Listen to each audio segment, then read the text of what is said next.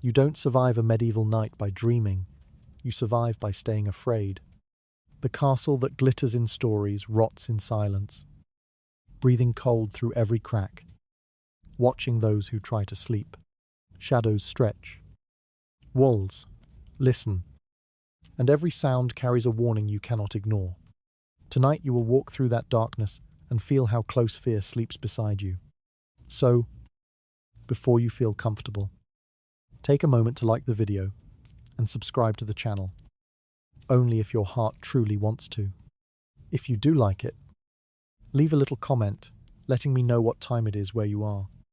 Now, dim the lights, adjust the pillow to fit your head, maybe turn on a fan to create a relaxing atmosphere, and let's begin this journey together tonight. If one were to lie awake inside a medieval castle at night, the first thing one would notice is not the grandeur of stone walls, but the way sound refuses to die. Every noise seems to move with a life of its own, slipping between cracks in the rock, rising from corridors that should have been empty, and circling the room like something searching for attention. What should have been silence becomes a shifting presence, a constant reminder that the castle breathes even when its people try to rest.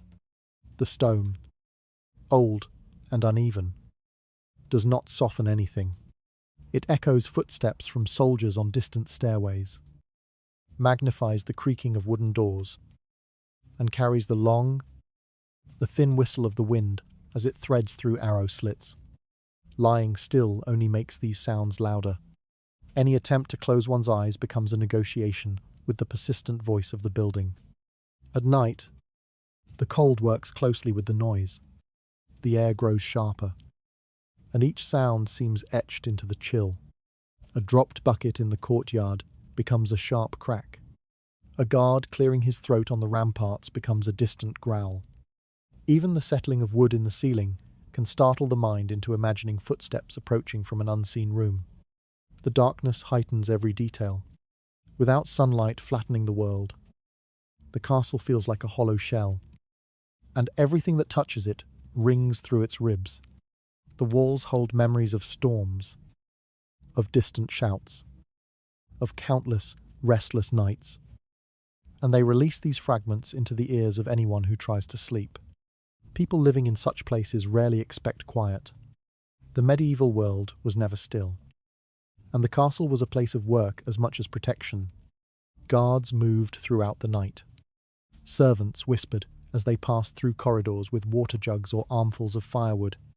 Animals in lower chambers shifted against their tethers, and their movements drifted upward in muffled thuds.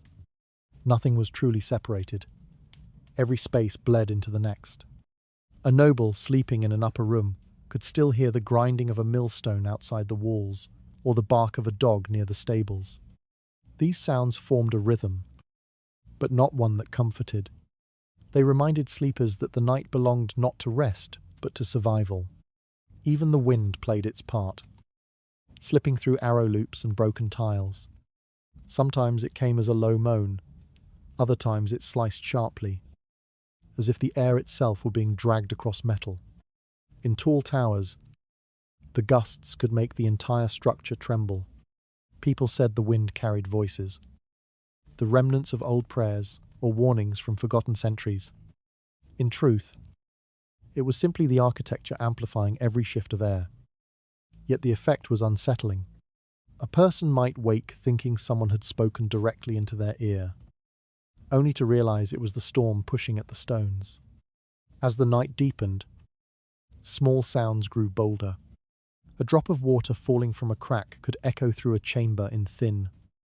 Repeated taps, mice scratching inside the walls created vibrations that felt too deliberate, too conscious. The wooden beams overhead creaked under the weight of time, making it easy to imagine someone walking just beyond sight. The mind, already strained by the cold and the darkness, offered its own stories to fill the gaps. Those who lived in castles were used to this interplay between sound and imagination, but even they admitted that the nights could wear on the nerves. Stone was a powerful amplifier. Unlike wood or plaster, it did not absorb sound. It threw it back in unpredictable directions. A single whispered conversation near the stairwell could drift across entire floors. The clang of a weapon being set down in an armory could reach bedrooms that seemed far from the source. And because the castle had so many narrow passages and connecting rooms, noises often appeared to come from nowhere. A person could lie awake for hours, wondering if what they heard was a normal part of the building or something intruding upon it. For visitors, the experience was overwhelming. They might try to wrap themselves tighter in blankets, believing warmth could quiet the world. But the walls would continue their restless murmuring. The night pressed in from all sides, and sleep became a fragile, uncertain thing.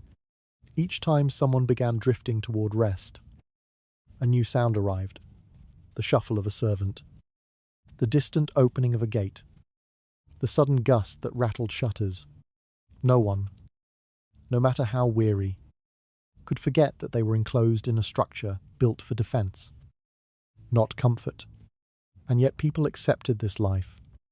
They accepted that the castle would speak through the night, that its sounds were as much a part of it as its towers and battlements. Those born within its walls grew used to waking from half-dreams shaped by echoes and drafts. They learned to distinguish the harmless noises from those that meant danger. But even with experience, no one fully mastered the sense of unease that deep nights could bring. Inside a castle, quiet was never truly quiet. It was only the pause between one echo and the next. The night always revealed how restless the castle truly was. Its stones carrying every sound to anyone trying to sleep. The stillness never lasted long enough to offer comfort, only enough to sharpen whatever came after it.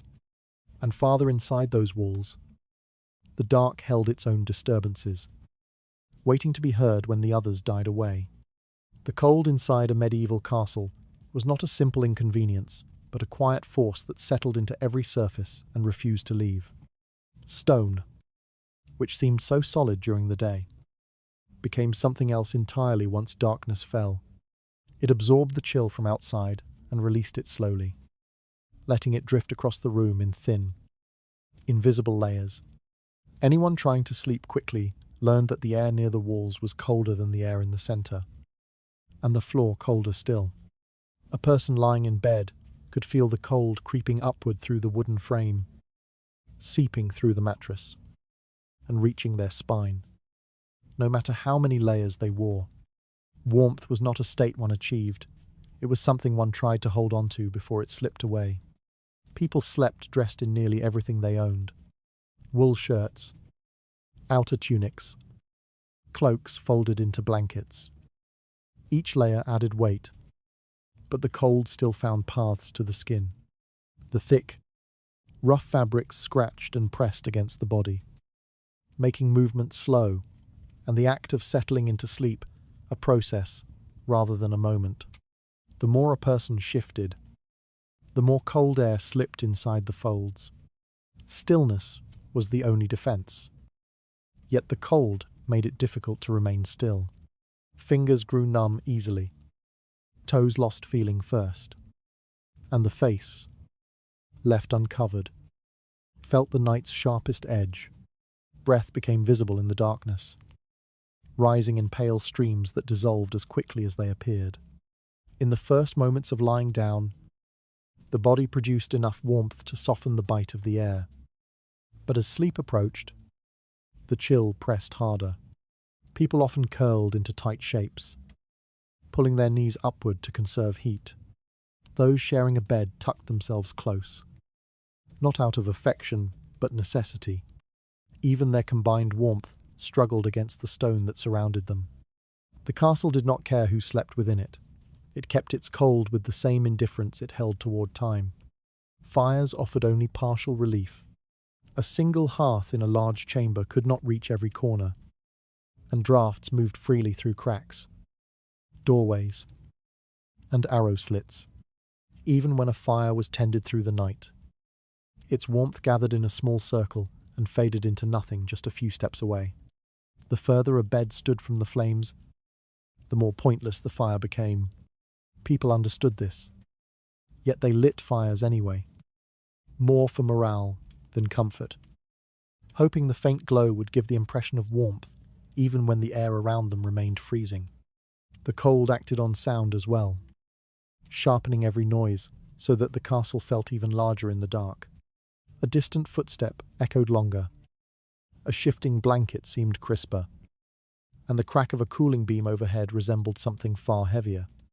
The chill did not only affect the body, it worked its way into the mind. Sleep became lighter, easily disrupted by the smallest motion or whisper of wind. The cold made people aware of every breath, every tremor of the mattress, every moment when their clothing no longer rested exactly where they placed it. Older people felt the cold differently. It settled into their joints and lingered, making mornings stiff and slow. Children woke crying from the ache of it, their bodies too small to retain warmth for long. Mothers wrapped them tightly, using their own body heat to shield them. But even that had limits. The castle, designed for defense rather than comfort, offered no mercy. Winter pressed into its walls and stayed, turning entire nights into long, silent tests of endurance. Those living in warmer climates today might imagine cold as something one escapes with thicker blankets or a stronger fire. But in a medieval castle, cold was a condition, not a temporary state. It lived in the stone, in the emptiness of large rooms, in the absence of insulation, and in the way the wind found every gap. No matter how carefully people sealed them, even the wealthiest nobles, sleeping in elevated chambers, battled the same cold as their servants below. Status did not change the nature of the stone. Sleep, in such circumstances, was never soft or warm. It was a negotiation between the human body and the world around it, a fragile agreement that could break with a single gust of wind or the fading of a fire. And when dawn finally appeared, it did not arrive with warmth. It merely brought light to the cold that had been there all along. The night pressed its chill through every layer of cloth, turning rest into a quiet struggle rather than a refuge.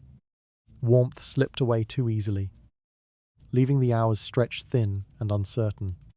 And beyond that, cold. Another discomfort waited in the very place where people expected comfort the most. A bed inside a medieval castle carried little resemblance to the comfort imagined today. It was not a place that welcomed sleep, but one that merely allowed the body to rest out of necessity. The frame, usually made of rough wood, creaked with the slightest movement, and the mattress resting upon it was a collection of whatever materials people could gather. Straw, dried grass, or animal hair stuffed into a coarse sack. Time changed the contents quickly.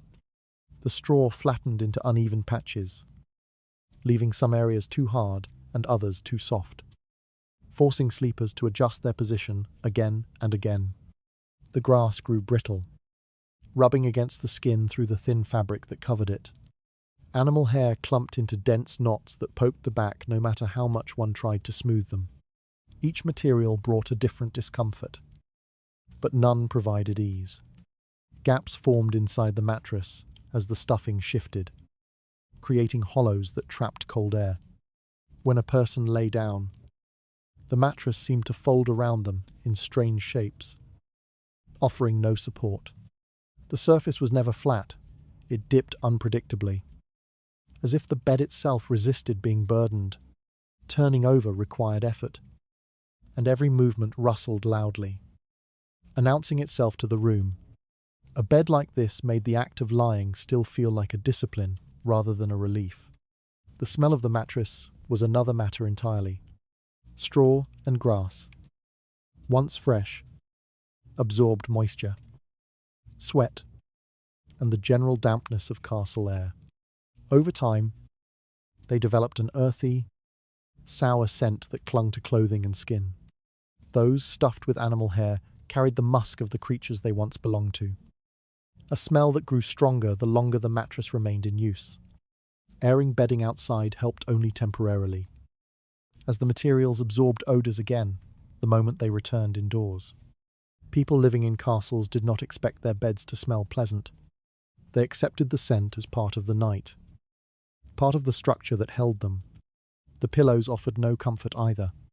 Many were little more than bags of coarse fabric filled with leftover straw or scraps of cloth, too firm to soften under the head. Others were blocks of wood wrapped in cloth, meant more to elevate the neck than to cushion it. Resting on such a pillow made the body acutely aware of its own weight. The head felt suspended rather than supported, and the neck stiffened under the pressure.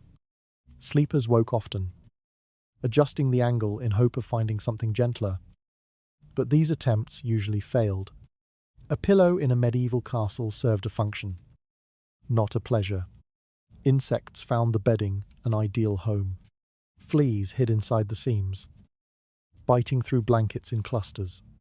Lice settled into the straw and travelled easily from bed to clothing. Bedbugs thrived in the dark folds of fabric and the cracks of the wooden frame.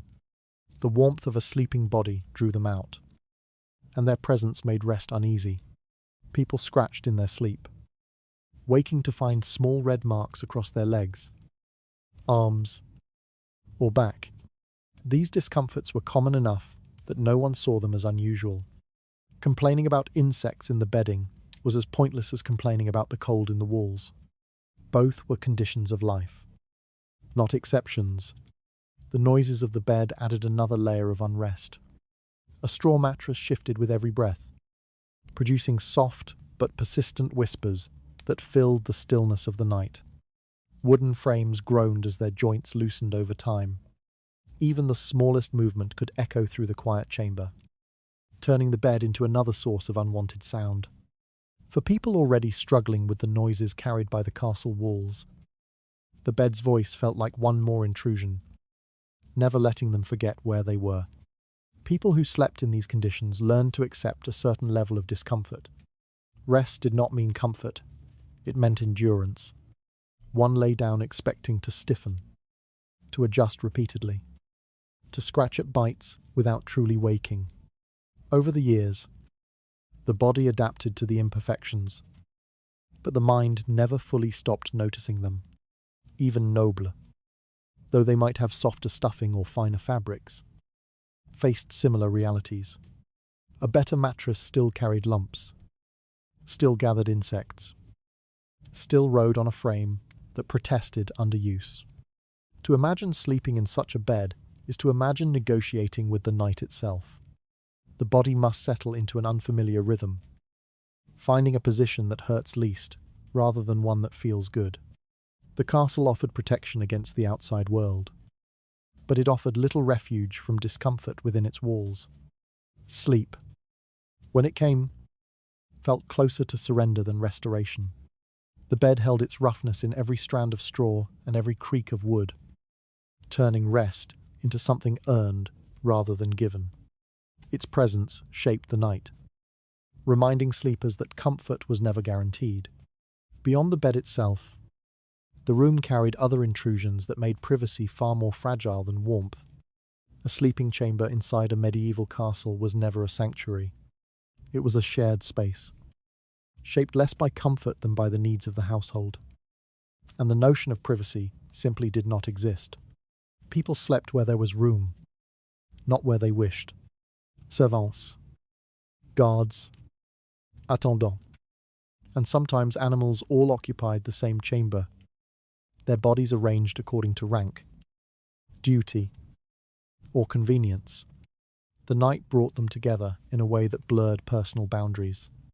A person lying down could hear another breathing only inches away, could feel the shift of weight on nearby boards, could sense the restless movements of those who struggled to settle. No one slept alone unless status or necessity demanded it. The room itself carried the weight of constant presence. Straw pallets lined the floor in uneven rows, placed wherever space allowed. Higher beds stood against the walls or near the hearth, reserved for those of higher standing. Even so, the distinctions felt thin. The smells, sweat, damp wool, smoke from the fire, and the mustiness of aging stone mingled without regard for hierarchy. Every inhale tasted faintly of the lives packed into the chamber. The warmth of so many bodies made the air heavy, and the more people gathered inside, the more suffocating the atmosphere became. The night did not offer stillness, it offered proximity. Animals added another layer to this shared existence. Dogs slept by their master's feet, seeking heat and safety. Chickens or young goats might be kept indoors during harsh weather, their quiet movements startling sleepers in the dark. Horses, housed in nearby stables, sent their scent through the cracks in the walls, blending with the room's many odours. A medieval sleeping chamber was less a bedroom and more a living enclosure, where survival dictated closeness. The presence of so many living beings made rest possible and impossible at the same time. Curtains could have offered some separation, but they were luxuries few possessed. Heavy drapes, when available, trapped heat more effectively than blankets and shielded sleepers from the eyes of others. But most people had no such barrier. Their beds were open to the room, and the darkness could not hide the awareness of being watched. Someone rolling over, someone whispering a prayer, someone breathing through a dream. All of it occupied the same shared space. Intimacy had no meaning. Everything was public by necessity, even nobles, though better protected by fabric and distance, understood that walls alone could not grant true privacy. The noise was constant, layering itself over the cold and discomfort. Snores rose from straw pallets, uneven and loud. Someone shifted, scratching at bites left by insects. Another coughed, the sound echoing off stone. The crackling fire, though meant to soothe, added its own rhythm. Pops, sighs, and the occasional collapse of a burning log. Guards entering or leaving the room during shift changes disturbed the fragile attempts at sleep.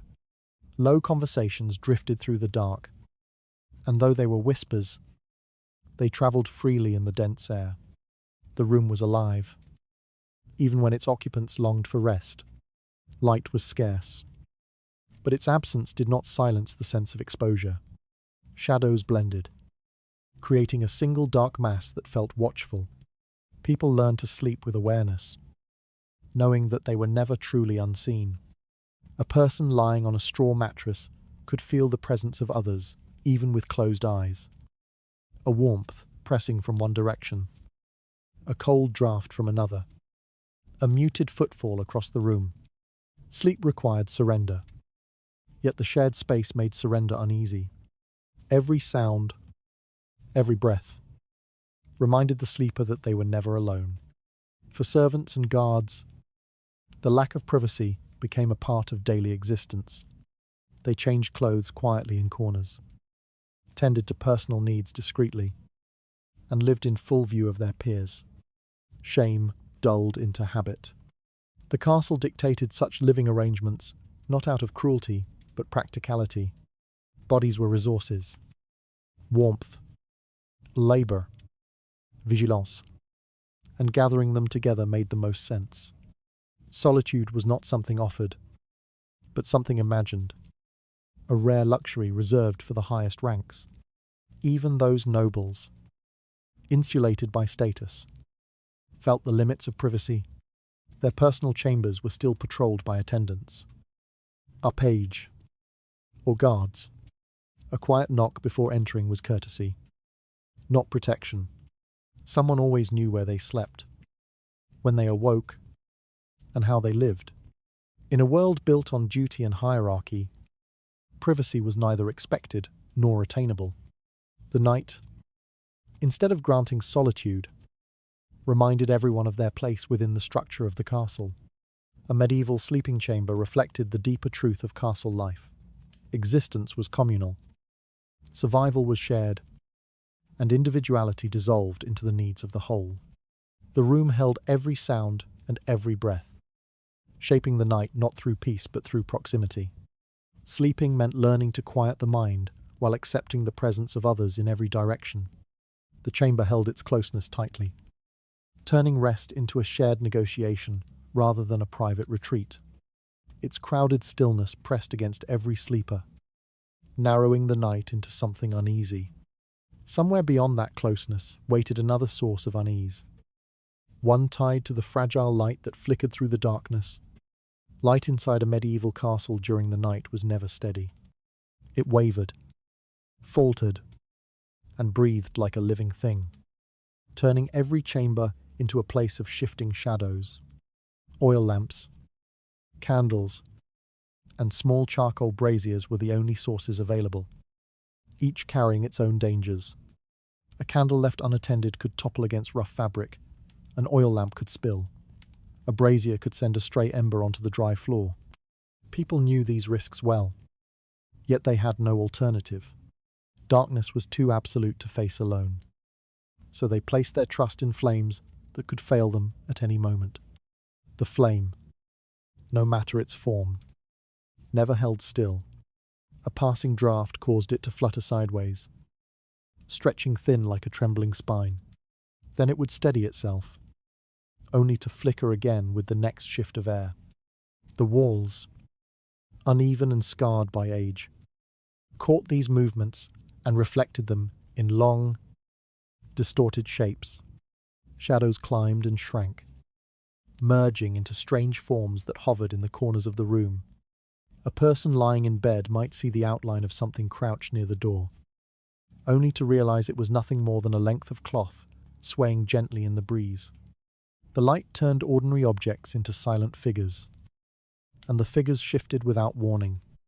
People understood the fire's instability in practical terms, yet the emotional effect was harder to ignore. The unsteady glow made it difficult to discern real movements from imagined ones. In moments between waking and sleep, the mind filled gaps in the dimness with its own creations. A flicker of flame against the ceiling could resemble someone leaning forward. A shadow cast by a wooden beam might resemble a person standing perfectly still. Sleepless nights were common, not because of noise alone, but because the light refused to give certainty. Oil lamps emitted a faint hiss when they burned low, the sound barely audible, yet constant. Every so often, a bubble within the oil burst, sending a small spark upward. Candles sputtered when their wicks grew too long, their flames splitting into two thin tongues before rejoining into one. Braziers crackled as embers shifted under their own weight. Each of these sounds broke the silence in irregular rhythms, making people feel as though someone, or something, was moving about the room. A quiet night never felt truly quiet. It was filled with murmurs of fire, the restless breathing of a light that could not sit still. Servants knew to trim wicks and refill lamps carefully, but even skilled hands could not control every detail. A poorly mixed batch of tallow could make a candle smoke heavily, filling the room with a thin haze. This haze made the flame seem blurred, as if the air itself were trembling. People rubbed their eyes, uncertain whether the distortion came from the candle or from their own fatigue. The more they stared into the shifting light, the more the darkness around them seemed to pulse in response. Fear crept in quietly during these moments, not the sharp fear of immediate danger, but a slower, more unsettling awareness that the room was not entirely still. Every motion of the flame suggested movement elsewhere. Every sudden surge of brightness hinted at something passing in front of the light. The flicker might have been caused by a draft slipping under the door, or by a presence the eye could not catch quickly enough. People told themselves these thoughts were foolish. Yet the flame continued to dance, as though responding to something unseen. The shadows were the most treacherous companions of the night. They stretched across the walls like elongated limbs, clung to the ceiling in clusters, and pooled in corners too deep for the fire to reach. A person could lie awake for hours watching them move, knowing logically they were harmless, yet unable to shake the feeling that they contained more than darkness. In a castle filled with stories of spirits, curses, and lingering memories, the imagination needed very little encouragement. Light that never stayed still also meant rest that never settled fully. Eyes opened at the smallest change. Minds drifted into uneasy dreams shaped by the shapes on the walls. The flame, weak but stubborn, held the night at bay without defeating it. People relied on it for comfort. Yet, the comfort was fragile, cracked at the edges. It was a reminder that they were awake in a world built on stone and shadow, a world where safety was never certain. Some kept the light burning all night, believing complete darkness more dangerous. Others extinguished it, preferring not to see the shapes that moved in the half-light. Neither choice offered peace. The castle itself breathed through its stones, and whether in shadow or flicker, the night pressed close against anyone trying to sleep. The wavering flame shaped the chamber into a place of shifting forms, letting darkness speak through every trembling shadow. Its fragile glow offered guidance without certainty, leaving the night restless and unclear.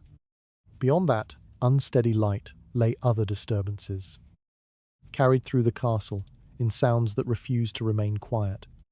The night inside a medieval castle was never still, and for those trying to sleep, sound became its own kind of torment. What seemed like silence at first soon revealed layers of noise, each one rising from a different part of the building, weaving through corridors and settling into the chambers where people lay awake. The stone that formed the castle's strength also carried every vibration, turning small noises into restless companions. A person trying to rest soon discovered that the night possessed its own voice. Soft, persistent, and impossible to ignore. The first sound often came from water. Moisture seeped through the thick walls, gathering in cracks before falling in irregular drops onto the floor or into unseen puddles. Each drop echoed more loudly than expected, a hollow tap that repeated without rhythm. The stone amplified it, sending it across the room in faint ripples. At times it resembled footsteps approaching slowly. At others it seemed like someone quietly tapping from within the walls. The mind, already worn from cold and sleeplessness, could not help but listen closely, wondering whether the sound marked the passage of time or the movement of something unseen. Then came the rustling of mice and rats, small creatures that found endless hiding places inside the castle's foundations. Their tiny feet scratched against wood and stone, their bodies darting through gaps beneath doors or along rafters overhead. The noise was delicate but sharp, a thin, scraping whisper that travelled easily in the dark. For those lying on straw beds, the thought of these creatures moving so near, sometimes even within the bedding itself, was enough to keep the eyes open long after exhaustion had set in. The rats claimed the night as boldly as any guard, and their constant motion made rest feel precarious. From outside, the soundscape widened. Owls perched on towers or battlements, their calls echoing down into the courtyards. The long, hollow notes drifted through arrow slits and cracks in the walls, reminding sleepers of the world beyond the stone. These cries carried a strange weight, mournful, almost human in their distant tremor. They blended with the wind, which slid along the towers in long sighs that rose and fell unpredictably. A gust might rattle a loose shutter or whistle sharply through a narrow opening, creating the sense that someone had exhaled right beside the bed. More unsettling were the noises that emerged from the lower levels of the castle. Dungeons and storage rooms lay beneath many chambers, and at night, the sounds from those depths travelled upward. Chains shifted slightly as metal cooled. Wooden beams creaked under the strain of dampness, and if prisoners occupied the cells, there were times when soft moans or choked sobs rose through cracks in the floor.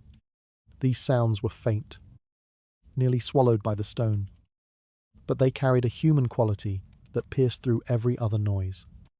A person hearing them in the dark could not help imagining the suffering below, wondering whether the sound came from pain, fear, or something far more haunting. Even everyday noises became distorted in the depths of the night. A guard changing position in the corridor might seem like someone pacing within the bedroom. A distant gate closing could resemble a muffled shout. The castle, with its winding passages and connected rooms, scattered sounds like fragments of conversation, Impossible to trace, yet impossible to ignore.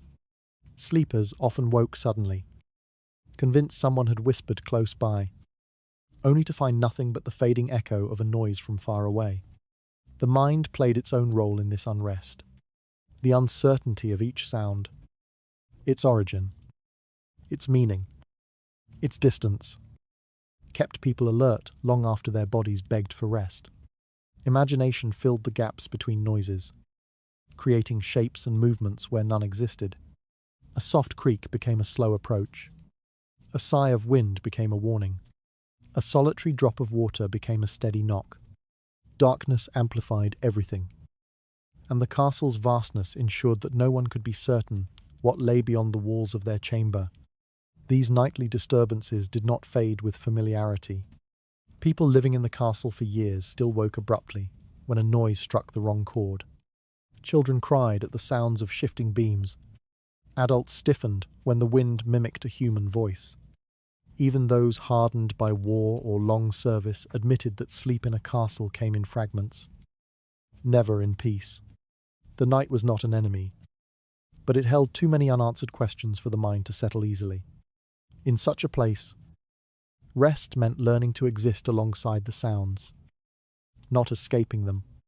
One had to accept that the castle would always speak, through its walls, its animals, its prisoners, its weather. Silence was a fantasy, replaced instead by a chorus of noises that shaped every hour of darkness. Those who managed to sleep did so not because the noise stopped, but because their bodies finally surrendered despite it. The night carried its chorus through stone and timber, letting each sound scratch at the edge of awareness until rest felt fragile. Its echoes pressed against even the strongest will, leaving sleep uncertain and thin.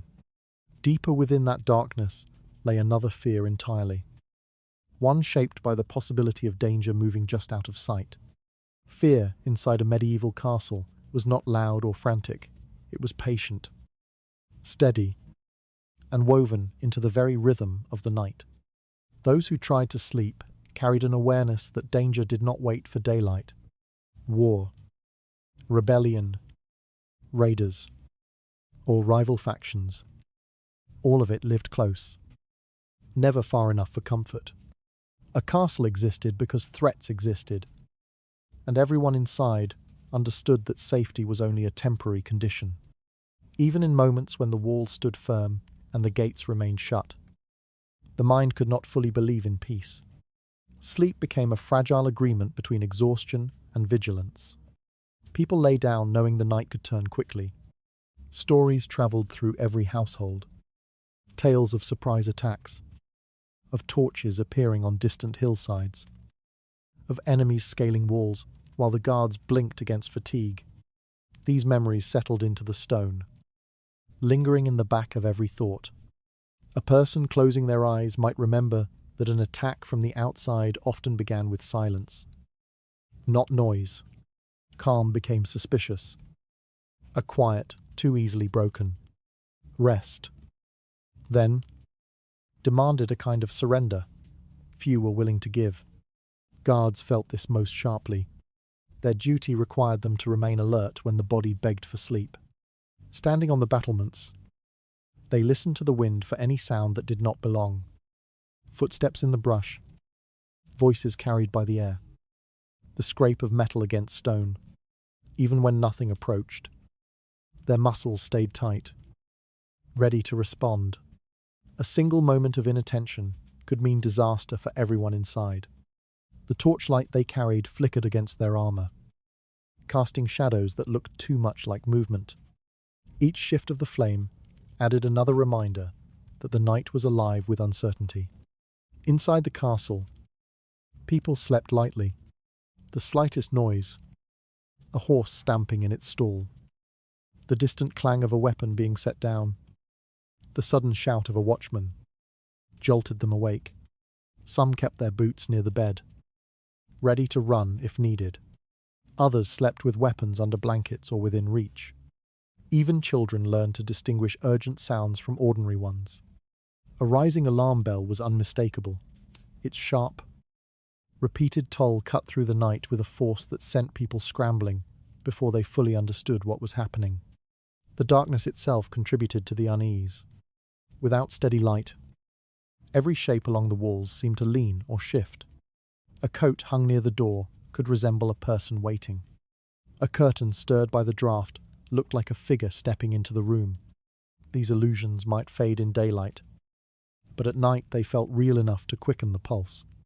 The mind, trained by stories of betrayal and violence, filled the shadows with possibilities. In a world where danger often came from other humans, imagination did not require much help. Those who lived through real attacks carried the memories for years. They remembered the sudden clatter of weapons, the pounding of fists against doors, the frantic calls of soldiers trying to organize in darkness. Sleep after such events never returned fully. The body trusted neither silence nor the thickness of walls. At night, even the most harmless sound became an echo of something earlier, an echo of fear that refused to fade. Families slept closer together, not for warmth, but for reassurance that they would wake at the same moment if danger came again. Nobles were not spared from this atmosphere. Their chambers might have been larger, their beds softer, but the sense of vulnerability reached them just the same. Wealth did not shield them from the fact that enemies often targeted the highest ranks first. They relied heavily on the guards outside their doors. Yet trust in others did little to soothe the thoughts that surfaced during late hours. A castle was built to protect, but it was also a reminder of why protection was necessary. Peace felt temporary, as if balanced on the edge of a blade. Even during times that were considered safe, the habits of wartime lingered. People checked locks before sleeping, whispered prayers, and listened for changes in the rhythm of the night. The sound of a distant horn could shift the mood instantly. The beat of hooves across the drawbridge, even if routine, tightened the air inside every chamber. Instinct spoke louder than comfort, urging the mind to remain alert. Those who dared to sleep deeply did so only because exhaustion overcame fear. To sleep in a castle, then, was to lie between two states, rest and readiness. The body longed for stillness, yet the mind refused to release its guard. Night after night, people drifted in and out of a shallow, uneasy slumber, prepared to flee or fight at the slightest sign. Dreams rarely offered escape. They often mirrored the anxieties held during waking hours. Fear became a companion rather than an interruption, one that shaped each hour of darkness until morning finally arrived. The fear of sudden danger pressed against every sleeper, keeping rest light and uncertain as the night stretched on. Its presence shaped the hours into something fragile, never allowing true calm. Beneath that thin quiet waited other discomforts, carried through the castle in smells that clung to stone and fabric alike. Smell shaped the night inside a medieval castle just as strongly as sound or cold. Once darkness settled and the day's activity faded, the air revealed what people tried to ignore while busy with their work. The stone walls, damp from years of trapped moisture, exhaled a musty scent that never fully disappeared. It drifted upward from the floors and outward from the corners, a thick, earthy odor that spoke of decay rather than age. No matter where one slept, near the hearth, against the wall, or atop a raised bed, the smell found its way into the nose and clung to the throat. Breathing grew heavy, as though the air carried a weight of its own. The wooden floors, worn down by countless footsteps, added their own layer to the night's aroma. Many boards had softened or rotted over time, absorbing the dampness that seeped up from the ground. This created a sour, wet smell that blended seamlessly with the stone's mustiness. Even when the room felt dry, the scent lingered. People learned to accept it as part of castle life, but it never became pleasant. Each inhale reminded them that the place they sought shelter in was also a place that slowly decomposed around them. Body odors intensified after sunset. During the day, work, scattered people across different rooms and courtyards. But at night they gathered tightly in shared chambers. Sweat, absorbed into wool clothing and blankets, released its scent as the warmth of bodies filled the room. The air grew thick, heavy, with the mixture of unwashed skin and the lingering residue of labor. Many people bathed infrequently. Water was cold, scarce, or shared among too many. By nightfall, the accumulated sense of 100 mundane tasks, cooking, carrying, farming, repairing, and guarding, settled into the fabric of clothing. In the darkness, these smells rose quietly from beds and blankets, creating a cloud that hovered low across the room. Urine contributed to the atmosphere as well. Chamber pots were kept close at night, especially during the winter months when walking through cold corridors to reach the latrines was unbearable. Even when covered, the pots could not contain the odor completely. Some spilled. Some were not emptied promptly. A faint ammonia-like smell drifted through the chamber, merging with the other scents until it became impossible to distinguish one from the next. Children, frightened to leave their bedding, sometimes relieved themselves where they slept, adding to the mixture. The smell of humanity, unfiltered and undeniable, marked every inch of the room. Animals left their trace too. In lower chambers, where servants and stable workers slept, the smells of horses, goats, and dogs seeped through the walls. Damp fur, manure, and the warm musk of livestock mingled with the scent of straw and sweat. Even in upper rooms, these odors travelled upward through floorboards and cracks, reminding nobles that their lofty position could not fully separate them from the creatures housed below. Dogs, allowed indoors for warmth or companionship, carried their own earthy smell, shaking it off onto blankets and floors. More unsettling than the everyday smells were those that hinted at decay. A dead rat trapped behind a wall or beneath a floorboard gave off a sour, sickening odor that crawled into every corner. People searched for the source, but the maze-like structure of the castle often made removal impossible. Sometimes, the smell faded only after days of endurance. Other nights brought the metallic tang of blood, left from a butchered animal, from an injury treated poorly, or from tasks carried out in hidden parts of the castle after dark. These scents drifted subtly at first, then grew stronger, pulling the mind toward thoughts best left untouched. Ventilation was scarce. Narrow windows let in small drafts but allowed little circulation. Thick walls trapped the smells. Holding them tightly until morning brought enough activity to disguise them again. A single brazier or candle offered warmth and light, but did nothing to cleanse the air. Sometimes it made the smell worse, heating the odors until they thickened. Breathing became an exercise in endurance, especially for those positioned closest to the walls or sharing bedding with others. For the people living there, smell was not a separate experience. It was part of the night itself. It spread through the chambers with the same persistence as cold or noise, shaping rest into something uneasy. The castle might have protected them from enemies outside, but inside its walls, the air carried reminders of everything that lived, suffered, worked, and decayed within it. The night pressed its odors against every sleeper, wrapping the room in layers of dampness and humanity that clung to skin and breath. Its heaviness made rest shallow, turning the air into something to endure rather than to inhale. Through that thick atmosphere drifted other hardships, tied to the lack of simple comforts that most could only dream of. Hygiene inside a medieval castle followed a rhythm shaped less by comfort and more by necessity. And nowhere was this more apparent than in the way people handled their bodily needs during the night. With no private latrines in most sleeping chambers and corridors dark, cold, and often unsafe to walk through after sunset, people relied on chamber pots or wooden buckets kept close to their beds. These objects, though essential, changed the feel of the room entirely. Their presence made the night intimate in ways no one desired, turning shared spaces into crude reminders of the body's demands. A chamber pot was a simple ceramic bowl, a metal vessel, or a wooden bucket lined with straw. Whatever its form, it remained nearby, often within arm's reach.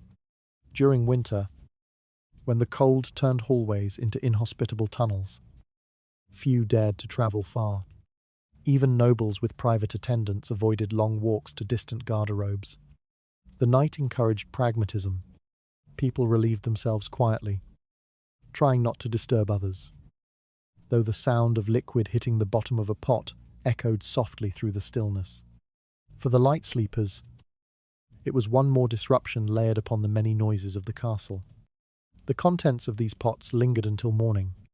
Servants, tasked with emptying them, gathered the waste and carried it down to the latrines, or, in poorer households, dumped it from upper windows into designated channels. The routine became so familiar that few questioned its crudeness. But until the pots were emptied, the odour filled the chamber. Warm at first, sharp and unmistakable, it drifted outward before settling into the fabric of blankets and clothing. No amount of straw on the floor could absorb it entirely. Air thickened with a sourness that clung to the throat, mixing with the existing smells of sweat, damp stone, and unwashed wool. In shared chambers, these odours multiplied. Children used pots without precision, often spilling. The elderly, unable to rise easily, relied on attendants or improvised solutions that added to the mess. Servants sleeping on pallets near the hearth kept makeshift containers hidden behind bundles of cloth. As the night deepened and bodies stirred, the air grew heavier. Even those accustomed to castle life could not escape the closeness of the smell. Breathing through cloth offered little relief. The scent seeped through everything. Some castles contained garderobes, small protruding rooms built into the wall, where waste dropped through a chute into the moat or a pit below. But these were few and usually reserved for higher-ranking residents. Even though they were far from luxurious, the openings let in cold draughts and insects, and the smell from the chute wafted back into the room with every shift of the wind. People used them quickly, closing the wooden door behind them, though the odour often lingered. The sense of privacy they provided was slight at best. For the majority, the chamber pot was an unavoidable reality. It reminded them that the castle, for all its strength and grandeur, was a place built to withstand attack, not a place built for domestic comfort. The architecture emphasized defense over sanitation, leaving practicality to fill the gaps. Nighttime did not soften this truth. If anything, darkness made the lack of proper hygiene more apparent. The smell announced itself even before the eyes fully opened. It met sleepers as soon as they stirred, a reminder that the needs of the body did not wait for morning. Children grew up accustomed to these conditions. They played near the pots during the day, unaware of any alternative. Adults whispered instructions, urging them not to spill, not to kick the container, not to draw attention to the odour. But the air always betrayed them. A sudden gust from a cracked window might shift the smell across the room, sending a wave of discomfort over those nearby.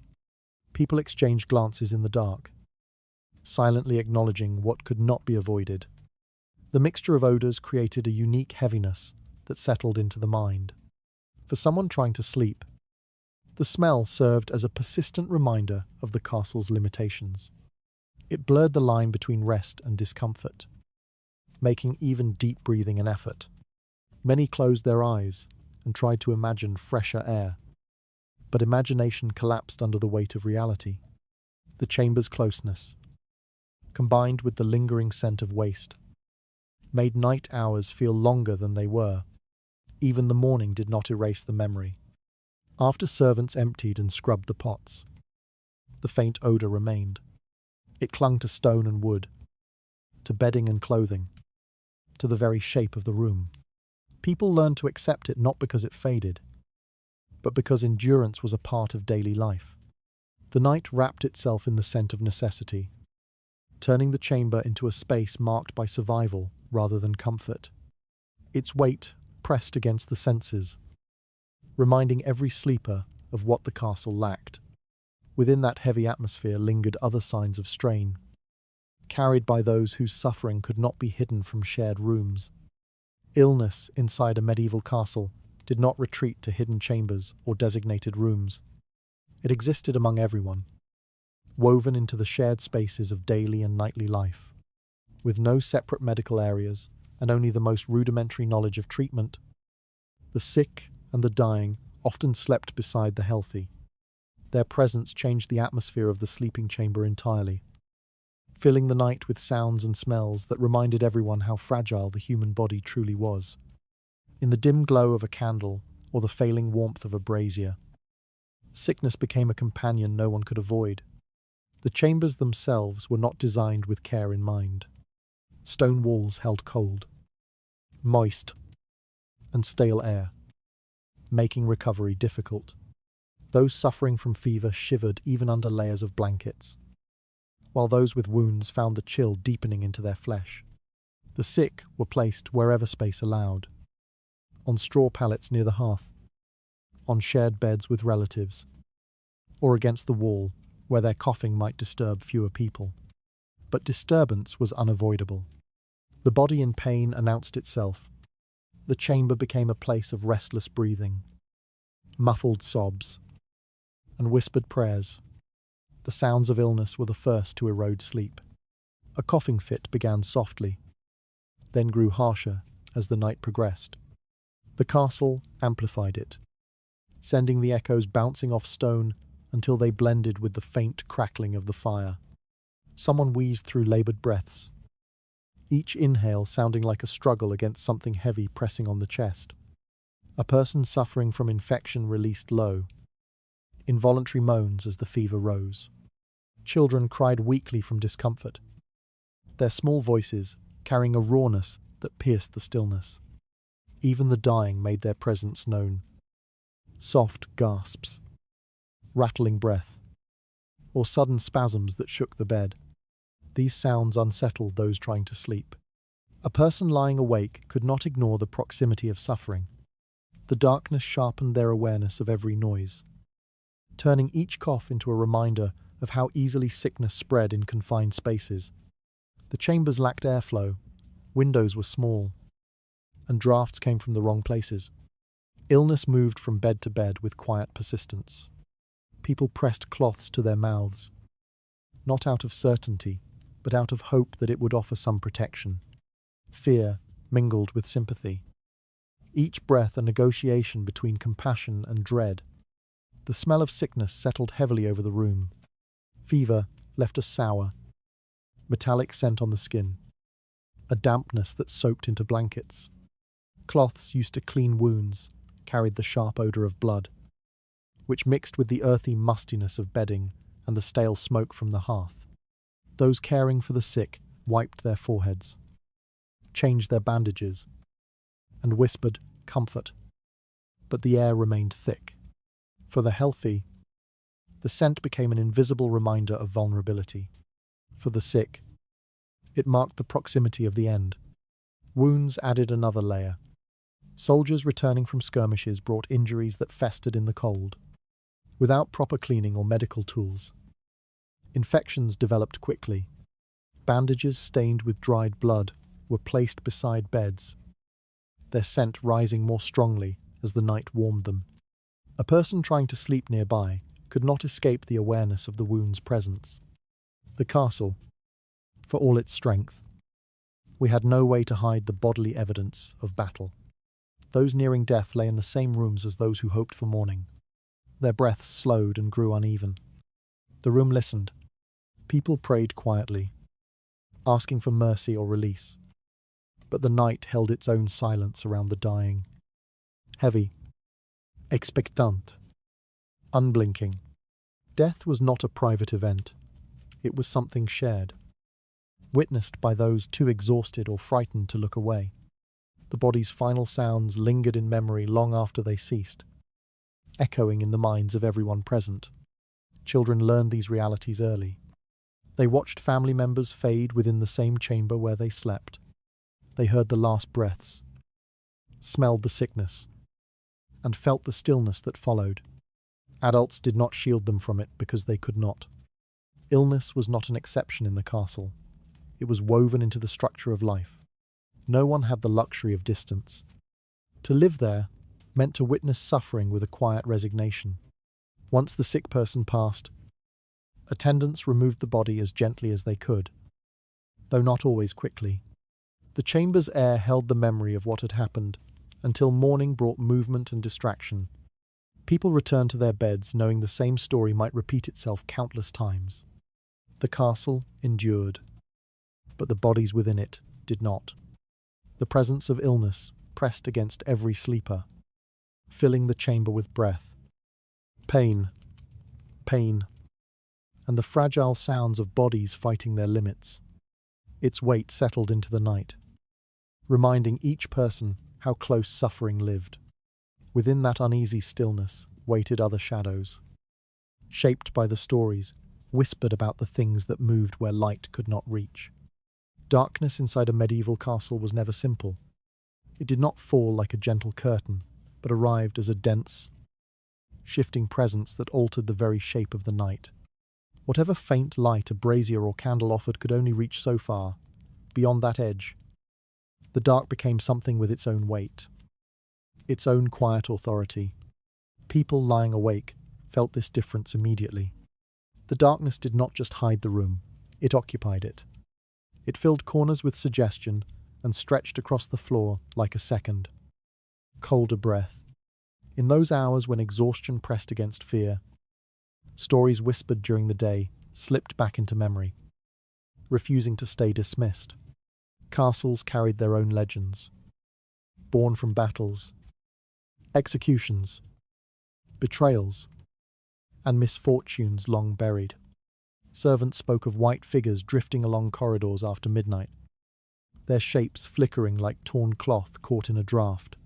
Soldiers recalled strange movements on the battlements, shadows walking the length of the wall before vanishing into stone.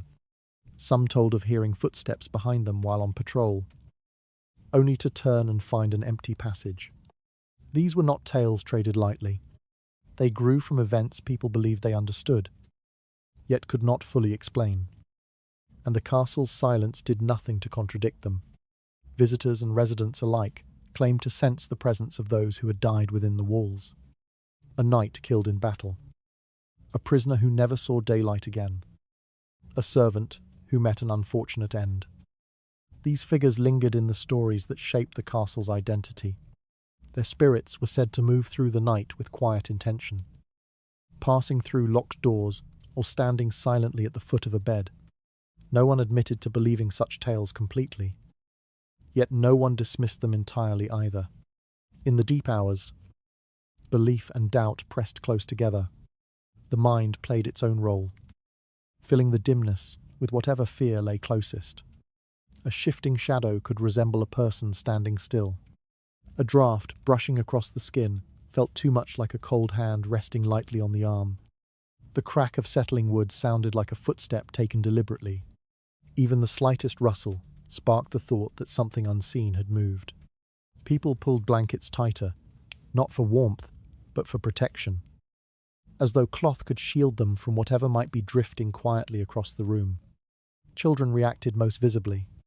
They sat upright in bed, eyes wide, convinced something had touched their feet or whispered near their ear. Adults insisted it was the wind or the settling of the building, but the tremor in their own voices betrayed their uncertainty. The castle, with its long corridors and unlit stairways, strengthened these fears. A person walking to fetch water might glimpse a figure at the end of a hall, only for the shape to dissolve when they blink. A servant entering a storeroom could swear they heard someone breathing just behind them. Though the room was empty, battlements carried their own unease. Guards pacing along the walls reported seeing pale shapes moving across the courtyard or lingering near the outer gate. Some claimed to watch shadows separate from the dark, and drift toward the towers before merging again with the stone. These sightings were always brief, leaving the watcher unsure of what they had witnessed. Sleep after such moments became difficult. Even the hardiest soldiers felt the castle's history pressing close, reminding them that structures built for war absorbed the memories of the dead. The stories passed from mouth to mouth, shaped by fear, exhaustion, and the strange logic of night. People shared them in low voices, adding details remembered from childhood or shaped by personal experience. Each tale planted another seed of unease in the minds of those listening. By the time the fire died down and the last candle flickered, even the most skeptical felt the castle had grown heavier with presence. The darkness seemed to watch, waiting for movement, listening for breath, lying awake. A person could sense the difference between ordinary silence and the silence that followed a whispered fear. In that quiet, the room felt too attentive, as if someone else occupied it just beyond the reach of sight. The awareness settled into the spine, making the sleeper increasingly alert to the possibility of being observed. They tried to close their eyes, but the idea of not seeing what might be watching grew harder to bear. Sleep no longer required stillness. It required trust in a place not built to offer it. The castle's age intensified these feelings. Centuries of footsteps, battles, fires, births, and death seemed to echo through the structure. Every stone had witnessed something. Every room carried stories that lingered, even when the people who lived them were gone. The darkness felt crowded, full of memories and shadows that refused to disappear simply because morning would eventually come. Belief in spirits was not necessary for fear to thrive.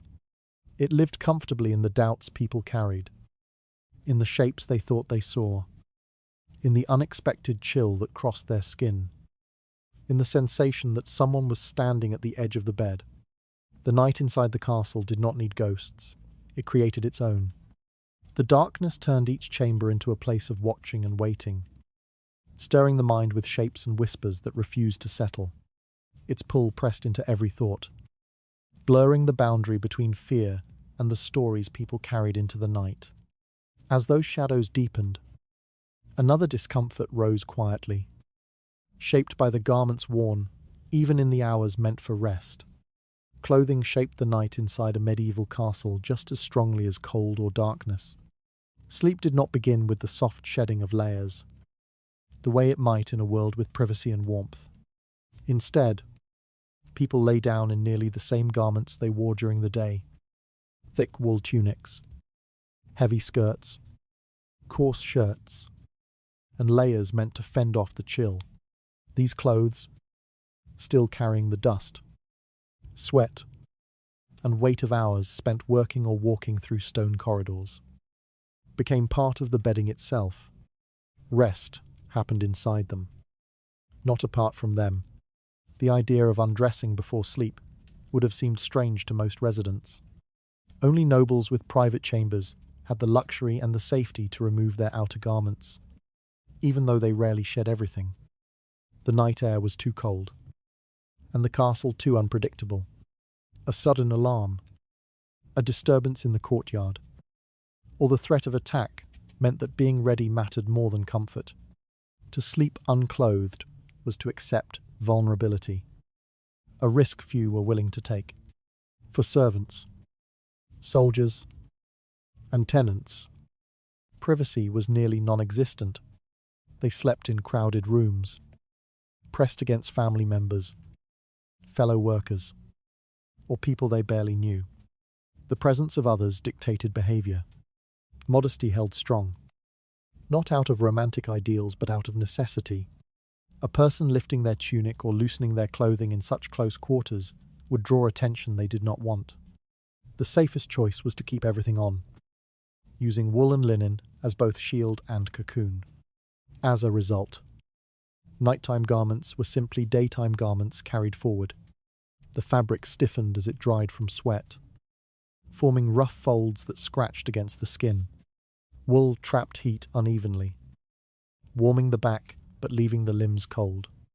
Sleeves twisted during sleep, tightening around the arms, skirts tangled around legs, and belts or cords dug into the waist because they were not always removed.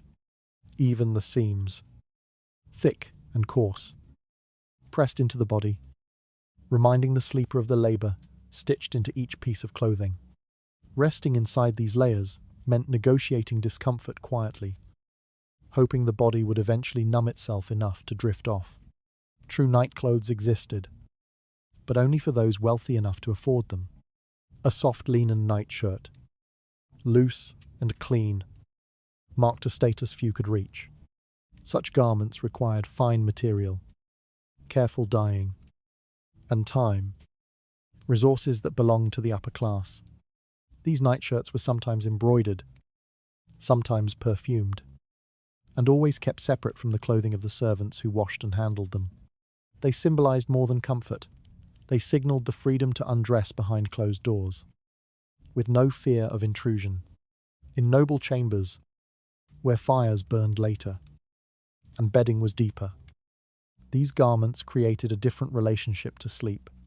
But even there, people did not fully abandon caution. A noble might sleep in a fine linen shirt but keep a robe or outer layer close at hand. The threat of unexpected visitors, messengers, guards, or attendants remained constant. The castle's demands did not pause for the night. For the majority who lived below those chambers, sleep was an extension of daily work. Clothes carried the marks of their labor. The smell of smoke from the kitchen clung to the sleeves.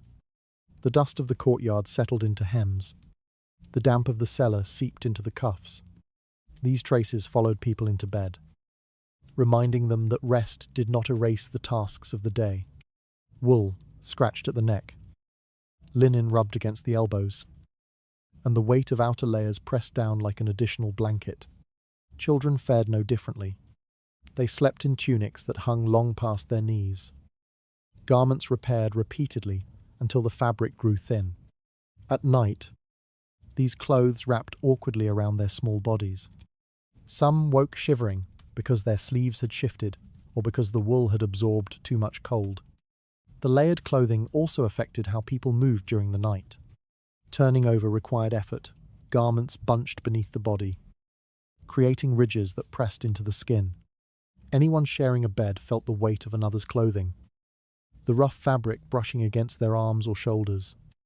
These sensations made deep, unbroken sleep rare. The body adapted, resting lightly, always half aware of its constraints. This way of sleeping revealed much about castle life. Comfort was never the priority. Safety, warmth, and modesty came first, each reinforced by the structure of the castle and the expectations of the community. Clothes acted as both armor and burden, protection against the elements and a reminder of the world people lived in. Even in moments of exhaustion, when the body longed to stretch freely or rest without friction, the layers stayed on.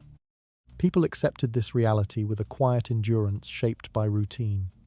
The night never offered softness, it simply offered a pause. The garments worn to bed clung to the body with the same persistence as the castle's cold, turning rest into something managed rather than embraced. Their weight shaped the night, keeping sleepers half aware beneath layers that never allowed true ease. From that quiet strain, another truth surfaced, one tied to how a person's place in the castle determined where they closed their eyes. Where a person slept inside a medieval castle revealed far more than simple preference. It marked their standing, their usefulness, and the value assigned to their comfort. The castle did not distribute rest evenly. It arranged bodies according to hierarchy, letting each night reinforce the structure that ruled the day. From the highest rooms to the coldest corners, every sleeping place carried meaning. Even in darkness, rank remained visible. At the top stood the lord and his family, occupying chambers high above the noise and odors that filled the lower floors. These rooms benefited from distance. Distance from the kitchens, where smoke clung to every beam. Distance from the stables, where animals shuffled through straw. distance from the clustered bodies of servants who worked until exhaustion. High stone walls insulated these rooms from the worst drafts, and thick wooden doors softened the castle's constant echoes. A fire might burn longer here, fed by wood, carried up narrow stairs by those who would never sleep in such a place. Even when the wind pressed against the shutters, the room remained quieter, more self-contained. Sleep, though not luxurious by modern standards, came with fewer interruptions. Below them, the picture changed sharply. Servants occupied the spaces the wealthy wished to ignore. Basements, storage rooms, makeshift sleeping areas near the kitchen hearth, or corners close to the stables. They slept where heat or convenience dictated, not where comfort guided them. The warmth from the kitchen fires made those rooms desirable in winter, but the same fires filled the air with smoke and grease. Bedding laid near the stables absorbed the damp smell of hay and animals. Rest in these areas was interrupted by the shifting of horses, the clatter of buckets, or the late-night footsteps of workers completing unfinished tasks. The servants' proximity to labour shaped their nights just as strongly as their days. The youngest and oldest residents fell into the remaining spaces: corridors, alcoves, stairwell landings, or the edges of rooms already crowded with others. Children slept where supervision allowed, often curled beside siblings on thin pallets. The elderly, less able to climb stairs or tolerate cold, accepted whatever corner kept them nearest to warmth or support. Their bedding was portable, constantly rearranged to accommodate traffic or sudden needs. Guards often slept in armour rooms or near entrances, resting lightly on benches or on the floor, ready to rise at the slightest disturbance. Duty shaped their sleep more than comfort did. These placements carried unspoken messages. Those closest to the Lord's chamber were considered more trusted or more essential. Those farther down the hierarchy slept nearer to noise, to cold, to dirt, or to danger. People understood these distinctions instinctively. A servant allowed to sleep on an upper floor felt a subtle acknowledgement of reliability. Someone moved to the stables or cellars, who recognized the shift in their standing without being told. Even the youngest children absorbed these lessons. Learning how space defined identity, the architecture itself reinforced these divisions. Narrow staircases separated levels like boundaries etched into stone. Each step upward brought quieter air, thicker walls, and fewer bodies. Each step downward carried a person into the castle's working core. Rooms of heat, scent, and movement. Night revealed these contrasts more starkly than day. The upper chambers dimmed into calm silence, while the lower floors continued to pulse with the unsettled rhythm of a building that housed both people and labouring animals. Sleep, in this environment, resembled a social map. One could look across a room and understand who held authority, who belonged, who served, and who merely existed at the edges. Even visitors noticed the hierarchy immediately. A noble guest received a raised bed in a private chamber. A travelling merchant found himself sleeping near the hearth among servants. A wandering craftsman, or hired worker, took space where no one else wanted to be. The castle distributed space with a precision shaped by habit and status. People rarely moved between levels. Their sleeping place remained the same for years, tied to their role. Only significant changes, such as marriage, death, promotion, disgrace, shifted someone's nightly position. To be relocated upward was a signal of trust or favour. To be moved downward was a quiet punishment. In the vastness of the castle, where cold wind crept through shutters and stone held echoes, the location of one's bed shaped the entire night. Those above slept with more distance from the chaos below, while those beneath felt every sound and vibration. Rest became a reflection of worth. The castle's layers turned sleep into a silent declaration of status, letting the building decide who rested in relative calm and who absorbed the noise and burden of work. That structure pressed into every hour of the night, shaping rest into something uneven and quietly enforced. Out of those divisions rose other hardships shaped by the seasons. When winter tightened its grip in ways no rank could escape, winter inside a medieval castle did not arrive gently. It settled in with a slow, steady force that seeped through every opening, filling the chambers long before frost appeared outside. The thick stone walls, meant to protect against attack, became conduits of cold once the temperature dropped. They absorbed the night air and pressed it inward, letting the chill settle into beds, clothing, and the very breath of the people trying to sleep. No matter how many layers someone wore, the cold found a path beneath fabric and skin, reaching bone with an unyielding persistence. The rooms closest to the outer walls suffered most. A person sleeping near a stone could feel frost-like dampness forming along the surface, creeping toward their bedding. Wool blankets grew stiff at the edges, as though touched by ice. The air carried a sharpness that stung the nostrils with every inhale, turning each breath into something felt rather than taken. The cold did not simply surround the body, it claimed space inside it. Even the strongest fires could not compete. Their warmth rose upward and faded before reaching the people lying on the floor or in low beds. In the lower parts of the castle, where servants, workers, and soldiers slept, winter became a trial of endurance. Drafts slipped through gaps in doors and shutters, sliding across the room in thin ribbons that chilled ankles and hands.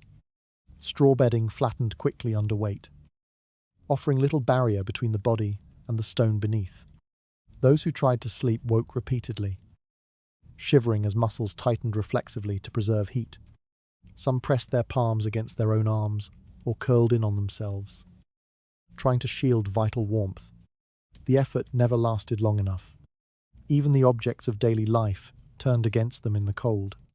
Chamber pots froze during harsh nights, forming a thin sheet of ice that reminded everyone how quickly warmth disappeared. Water kept near the hearth might remain liquid, but anything stored farther from the fire stiffened with frost by dawn. Clothing left hanging at night grew cold enough to crackle when handled, and boots felt like blocks of ice when pulled on at first light. These small details marked the season's severity more honestly than any snow outside. Because the cold pressed so heavily into the chambers, people slept close together out of necessity. It was not affection that brought bodies shoulder to shoulder, but survival. Shared warmth became the one resource winter could not diminish. Families huddled beneath blankets that barely covered them, forming a cluster of limbs and breaths that produced enough heat to keep frost at bay. Servants crowded together in tight rows on the floor, pulling cloaks around themselves and leaning into one another until the shivering eased. Soldiers on night rotation pressed their backs to fellow guards, letting body heat slow the creeping numbness in their fingers. Yet even this closeness came with discomfort. Wool scratched against skin, elbows jabbed in the dark, and breaths mingled heavily in the confined space. Children cried from the cold before settling into uneasy sleep. The elderly suffered most, their joints aching sharply as winter tightened around them. Movement offered temporary relief, but the moment they lay still again, the cold reclaimed them. Each night became a negotiation between rest and endurance. In the noble chambers, where fires burned longer and bedding was thicker, winter held less dominance but never disappeared. A lord might sleep beneath several layers of fur, yet still feel the draft slipping beneath the door. Servants entered before dawn to stir the fire back to life, revealing how thin the warmth had grown overnight. Even wealth could not silence winter completely. It only softened the edges. People adjusted their habits around the season. They went to bed in multiple layers: tunics, cloaks, woolen stockings, hoping that the extra fabric would trap heat. Some slept with warm stones wrapped in cloth, though the warmth faded quickly. Others used animals, letting dogs curl at their feet or placing livestock nearby for shared warmth. The smell grew stronger. But comfort mattered more than cleanliness when the cold became sharp enough to numb toes and fingertips. Winter awakened a sense of vulnerability that few could ignore. Those lying awake listened to the wind scrape against shutters, heard the faint creak of frozen timber, and felt the cold tightening across their bodies like a slow, deliberate grip. Even dreams became touched by winter, shaped by the body's discomfort and the mind's awareness of the harsh season outside. The castle, which promised safety through strength, felt strangely fragile in winter. Stone, wood, and iron all stiffened under the season's pressure, and people sensed how small they were inside its vast, freezing rooms. Rest became something earned with difficulty, and warmth, a fleeting privilege. The cold pressed through every layer of stone and cloth, turning the night into a slow struggle against numbness and exhaustion. Its grip shaped each moment of rest, reminding sleepers how little protection the castle truly offered. Behind that harsh chill waited other burdens, stirred when the warmth of summer returned and brought discomfort of a different kind. Summer inside a medieval castle carried its own kind of hardship, one shaped not by cold, but by heat, insects, and the overpowering smells that rose from every corner of the structure.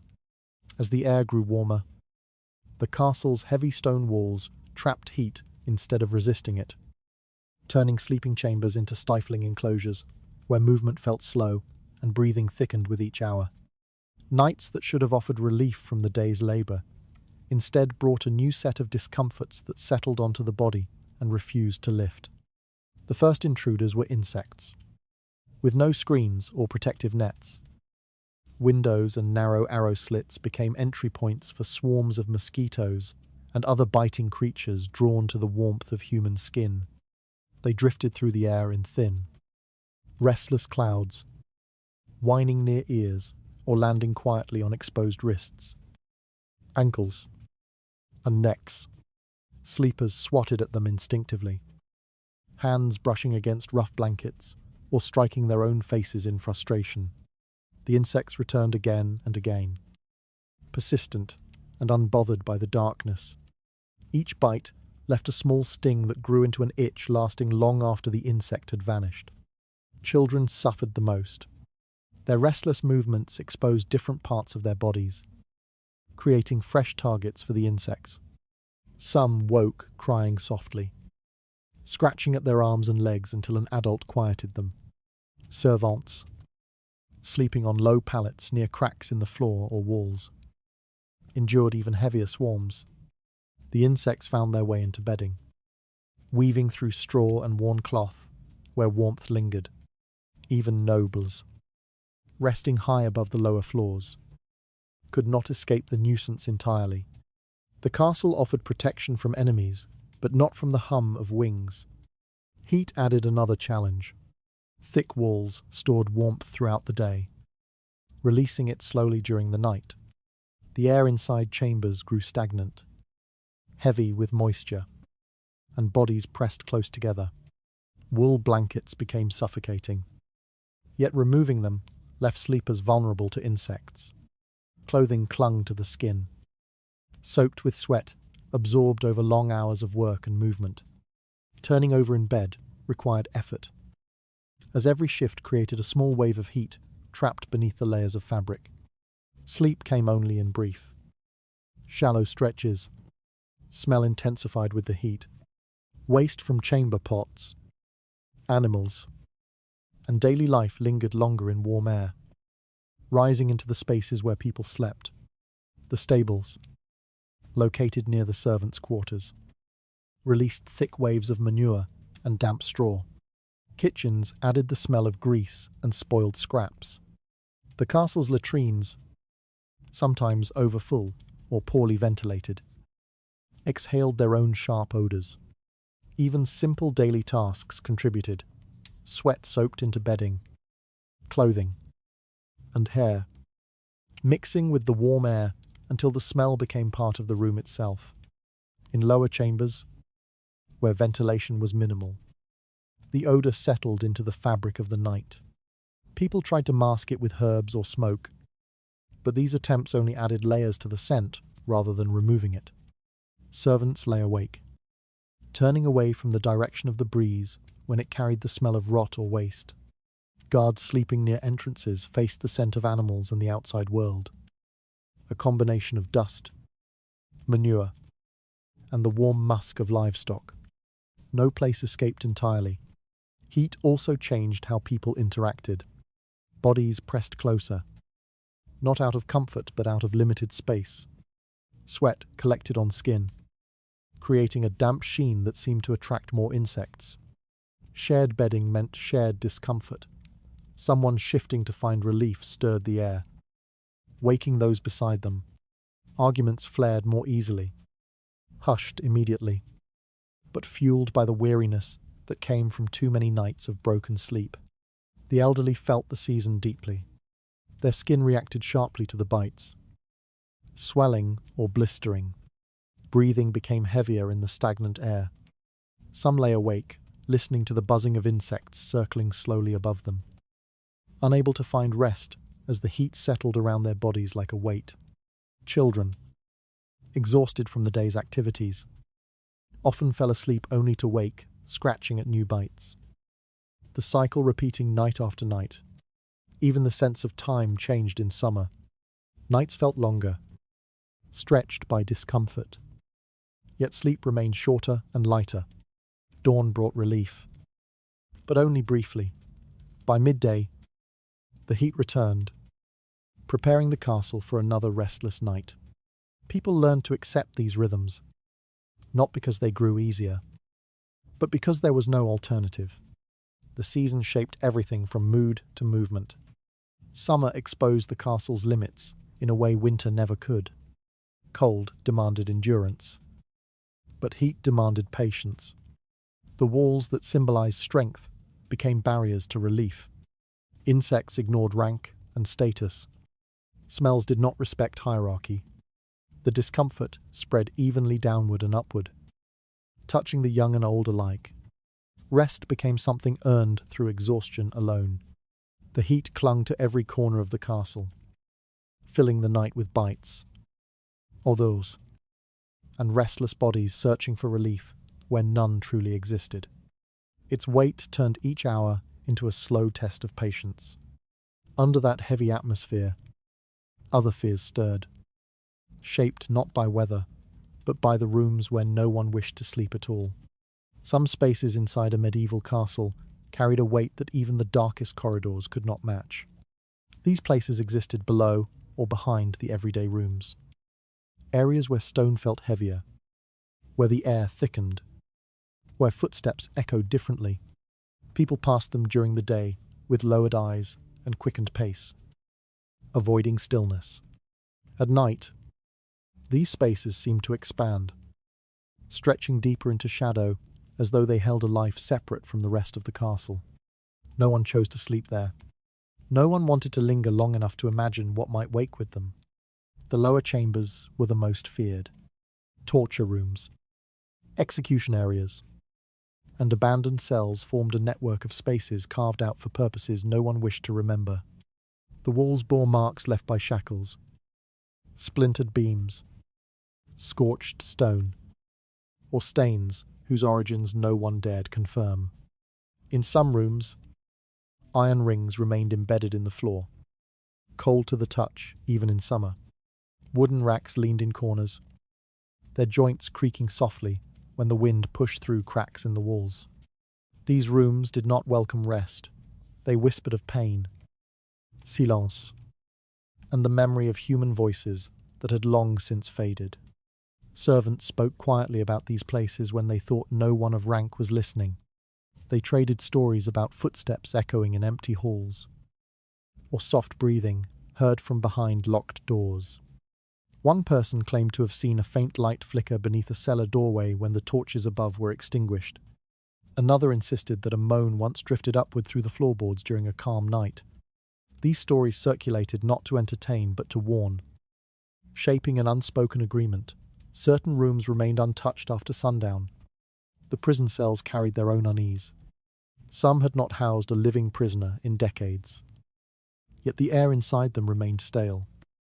as if time itself hesitated there. The doors hung crooked or remained bolted in place.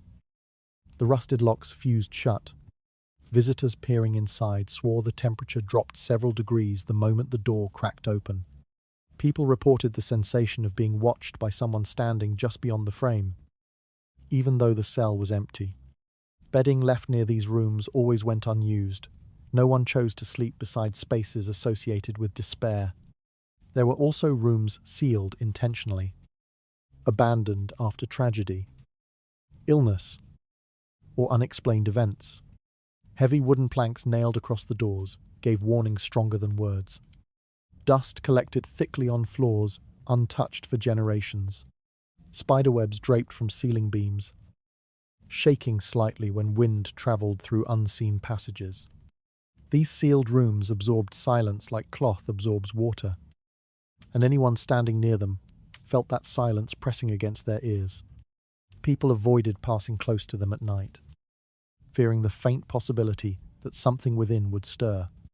In some cases, nobles themselves insisted certain rooms stay locked, a chamber where a violent death occurred, or where a family member fell ill and never recovered, might be barred permanently. People whispered about curses, omens, or the restless presence left behind. Even the most practical individuals avoided these spaces, not because they believed the stories entirely, but because experience taught them that some rooms held memories too heavy to ignore. Architectural oddities added to the fear. Narrow staircases ended abruptly at blank walls. Tiny alcoves opened into spaces too small for living use, yet too large to feel harmless.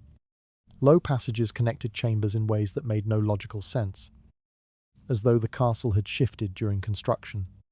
At night, these strange corners amplified sound, scratching, sighing, or subtle tapping that could not be traced to any source. People insisted these noises were caused by settling stone or animals in the walls, but the explanations never fully eased their discomfort. Guards, who rotated through night patrol, spoke of rooms that made torches burn lower or flicker unpredictably. Some reported feeling a sudden rush of cold air as they passed an open doorway, despite the stillness of the night. Others described walking by a chamber only to hear faint movement inside, though no one was permitted entry. Their unease grew with each report, forming a quiet understanding that certain areas were not to be questioned. Sleep avoided these places entirely. Bedding laid there for storage remained untouched, even when rooms were warm or protected from drafts. People preferred less comfortable spaces rather than risk resting near walls that seemed to hold memories alive. The castle itself seemed to guide them away from such rooms, shaping movement and habit through fear more effectively than any command. The result was an inner map passed silently through generations, learned not through written rules but through careful observation. Children sensed which rooms adults avoided. New servants followed the paths taken by older workers.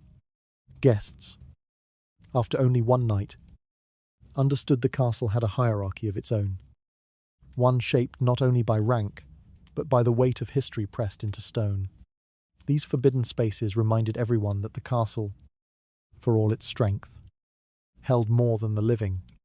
Its walls absorbed every cry, every betrayal, every last breath. The past lingered there, thick and unyielding, shaping how people moved through the present. The rooms left untouched by sleep carried a depth that shaped every whisper and shadow, turning fear into something woven into the stone itself. Their silence pressed into those who passed nearby, hinting at stories the castle refused to release. In the midst of that unease, night rituals emerged, quiet gestures meant to guard the living from whatever might linger in those hidden places. Night inside a medieval castle carried enough unease to shape behavior in subtle, persistent ways. People did not simply lie down and hope for rest. They prepared themselves against what they believed might move through the darkness. Fear of spirits, demons, or misfortune brushed against the edges of nightly routine, guiding hands towards small, protective gestures that comforted the mind, even when they offered no real warmth. These rituals became part of the night as firmly as cold stone or flickering light, shaping how people faced the hours when the castle felt most alive with uncertainty. Prayer was the most common ritual. Families gathered quietly beside their bedding, whispering words taught to them since childhood. The prayers differed from house to house, but the intent remained the same: to anchor the soul against whatever might wander through the corridors or linger near their resting place. Parents guided children's hands into gentle signs of devotion, urging them to speak clearly, even as exhaustion softened their voices. Guards, finishing their shift, murmured quick prayers beneath their breath before collapsing into their blankets. Servants paused beside their pallets, letting the familiar rhythm of repeated words steady their breathing. These prayers were not grand displays. They were small, necessary acts that made the night feel less vast. In some rooms, the air carried the faint scent of burning herbs. People lit small bundles of dried plants, sa, rosemary, or local mixtures believed to deter ill fortune. The smoke drifted slowly, weaving thin trails through rafters and corners. It softened the room's sharpest odours and gave the impression of cleansing, even if only those who burned the herbs believed in its power. Others scattered salt across thresholds or placed small piles beneath the bed, convinced it created a barrier no harmful spirit could cross.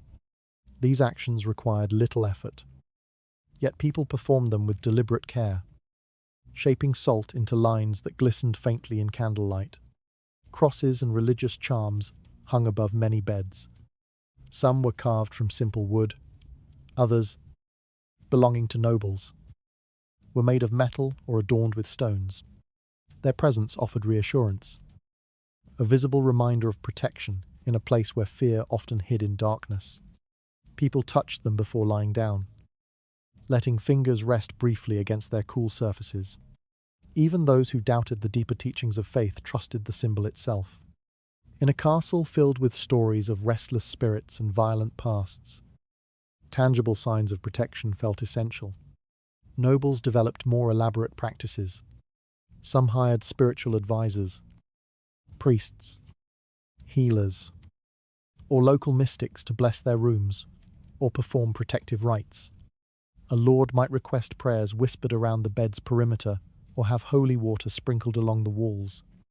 Others sought more dramatic rituals, chanting to dispel evil, burning special incense thought to attract benevolent forces, or placing carved talismans beneath pillows.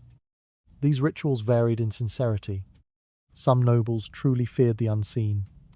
Others performed the rites because tradition demanded it, or because guests expected displays of superstition.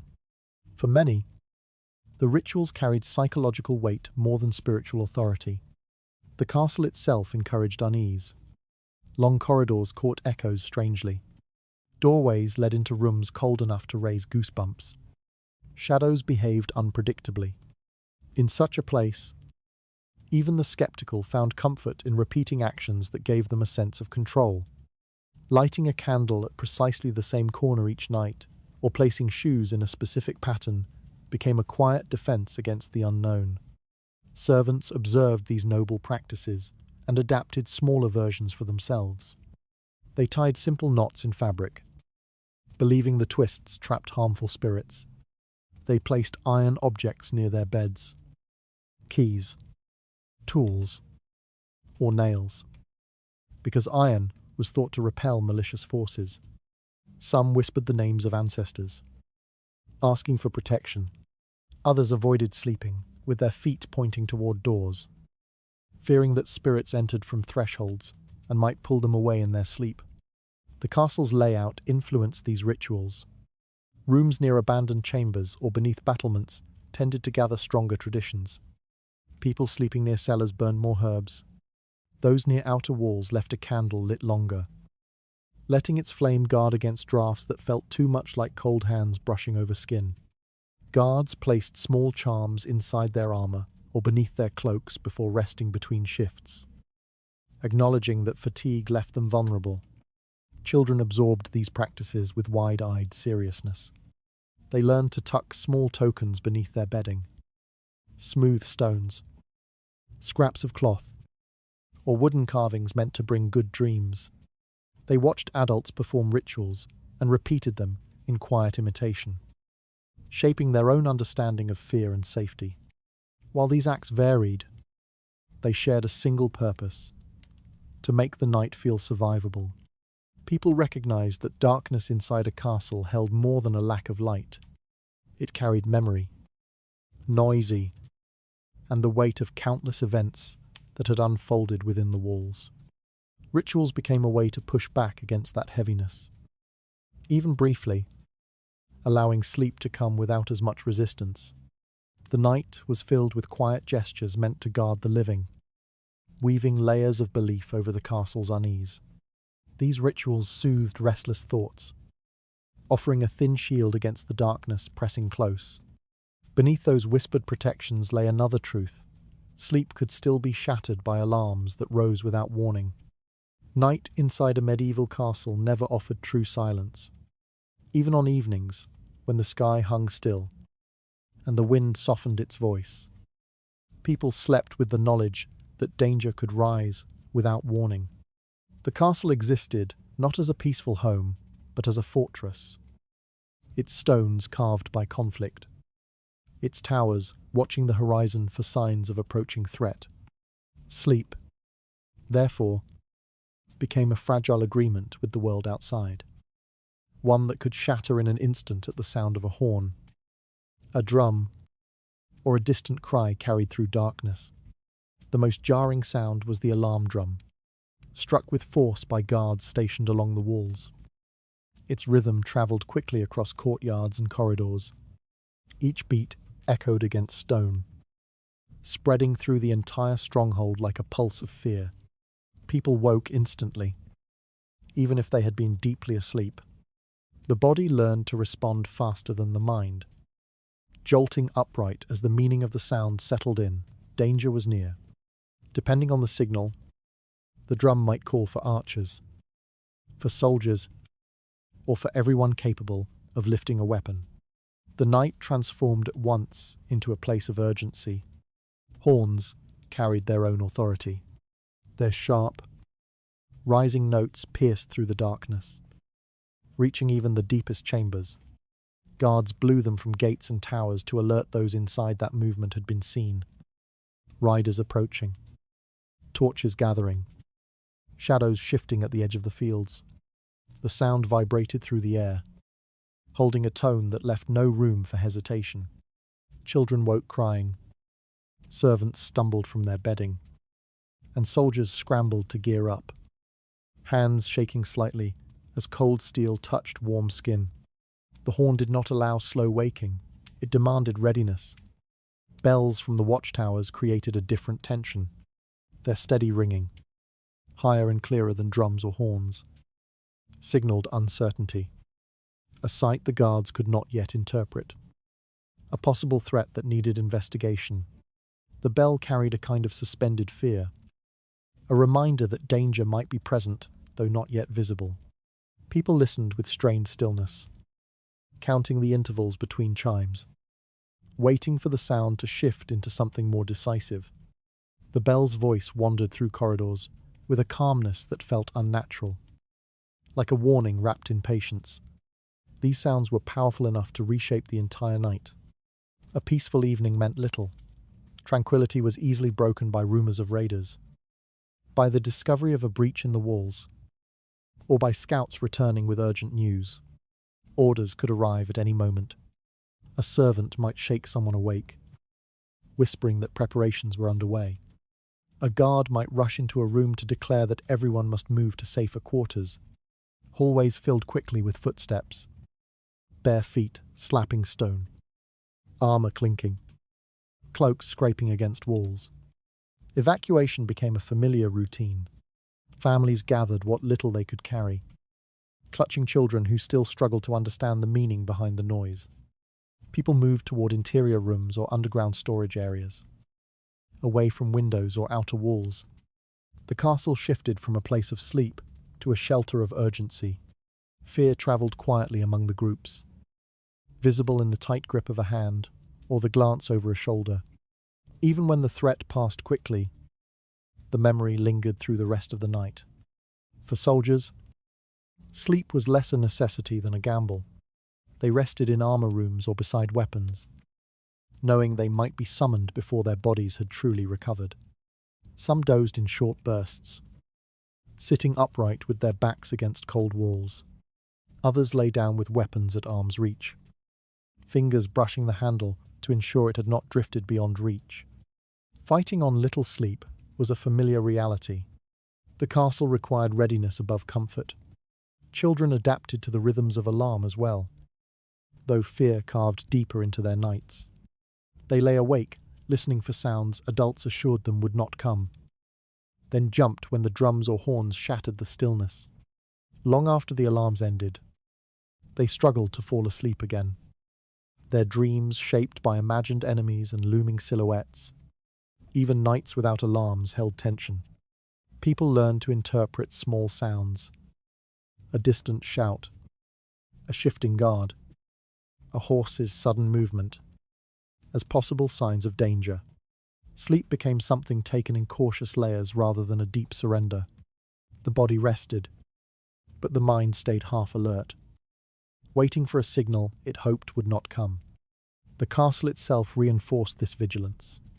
Thick doors, barred windows, and high walls existed not for beauty, but for defense. Every architectural choice reminded residents that safety depended on constant alertness. During the day, this reality blended into routine. At night, it sharpened into a whisper that brushed against the edges of every dream. Those who lived in such places understood that rest was never guaranteed. War shaped the rhythm of their lives, dictating when they could lie down, when they must rise, and how deeply they dared sleep. Peace, when it came, felt temporary, something borrowed rather than earned. The alarms woven through castle life turned each night into a fragile wager between rest and readiness, leaving even the strongest sleepers poised for interruption. Their tension shaped the hours, keeping fear close beneath every breath. Inside that uneasy quiet grew another threat, born not from enemies outside, but from strangers who moved through the castle's shadows. Uncertainty settled heavily over a medieval castle once the sun disappeared, shaped not only by the familiar routines of guards and servants, but also by the quiet presence of people who did not fully belong. These individuals, new soldiers, wounded travelers, temporary guests, and those passing through for reasons whispered rather than spoken, moved through the castle's spaces with a weight of unpredictability.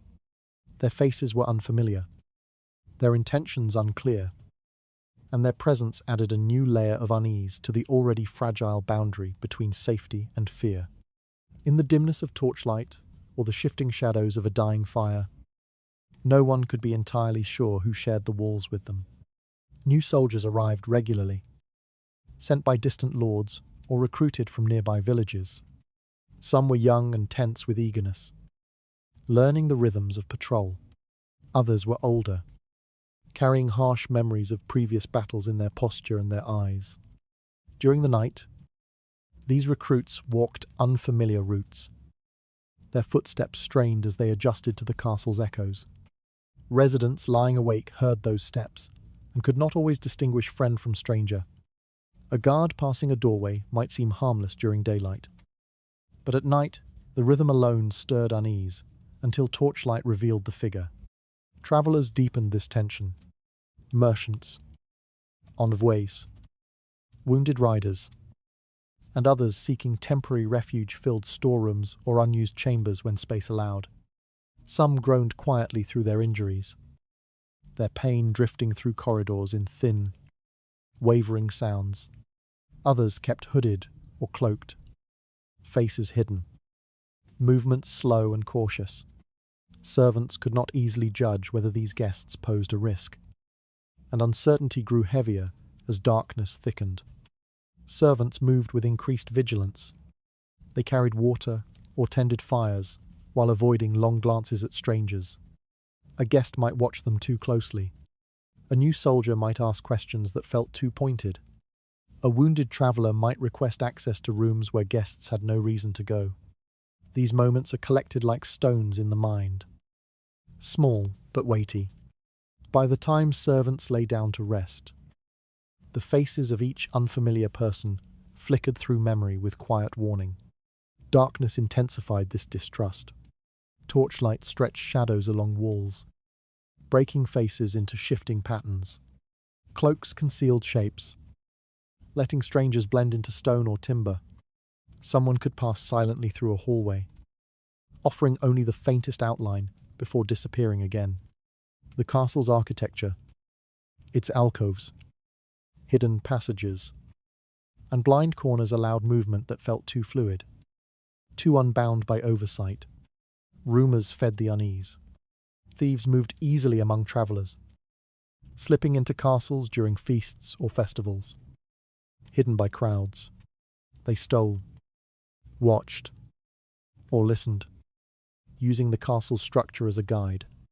Spies disguised themselves as servants, waiting for the right piece of information to carry away under the cover of night. Some stories whispered of killers entering as harmless guests, lying among the sleeping bodies until an opportunity surfaced. The truth of these stories mattered less than the shadow they cast on everyone's thoughts.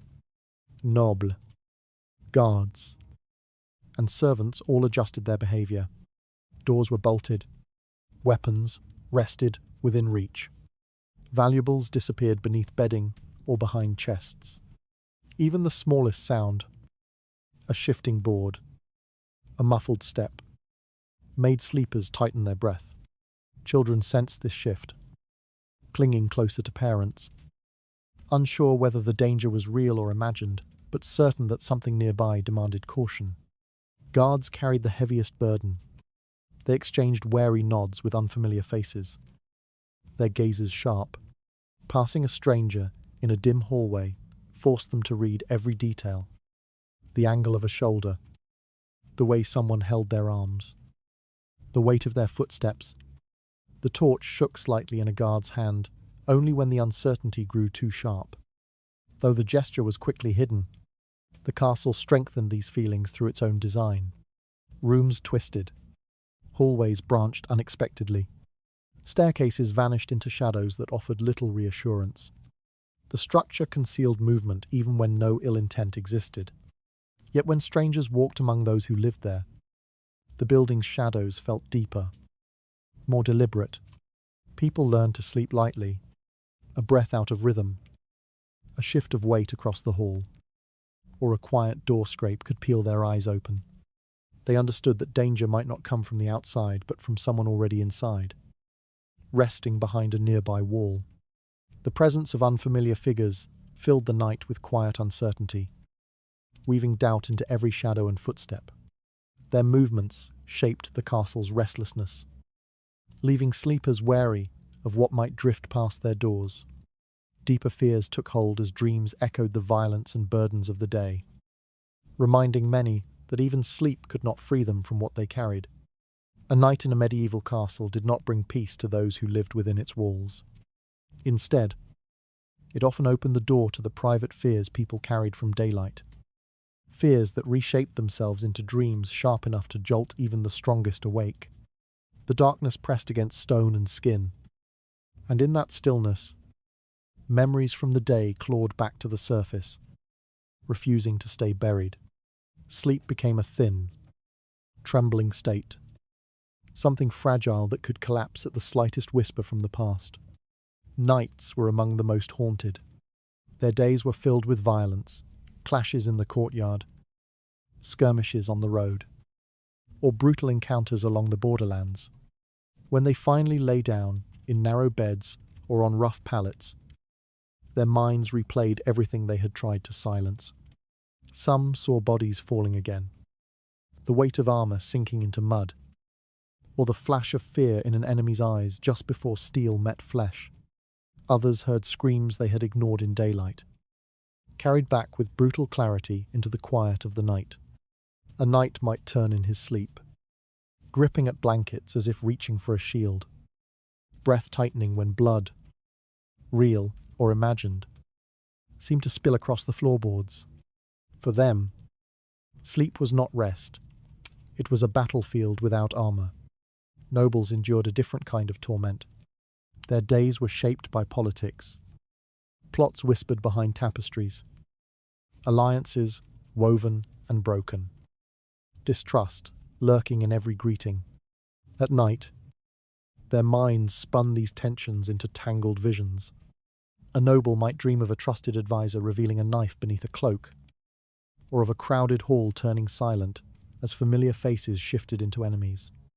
Their nightmares often blurred deceit and consequence, showing them rooms where no escape existed, or corridors that twisted back toward danger.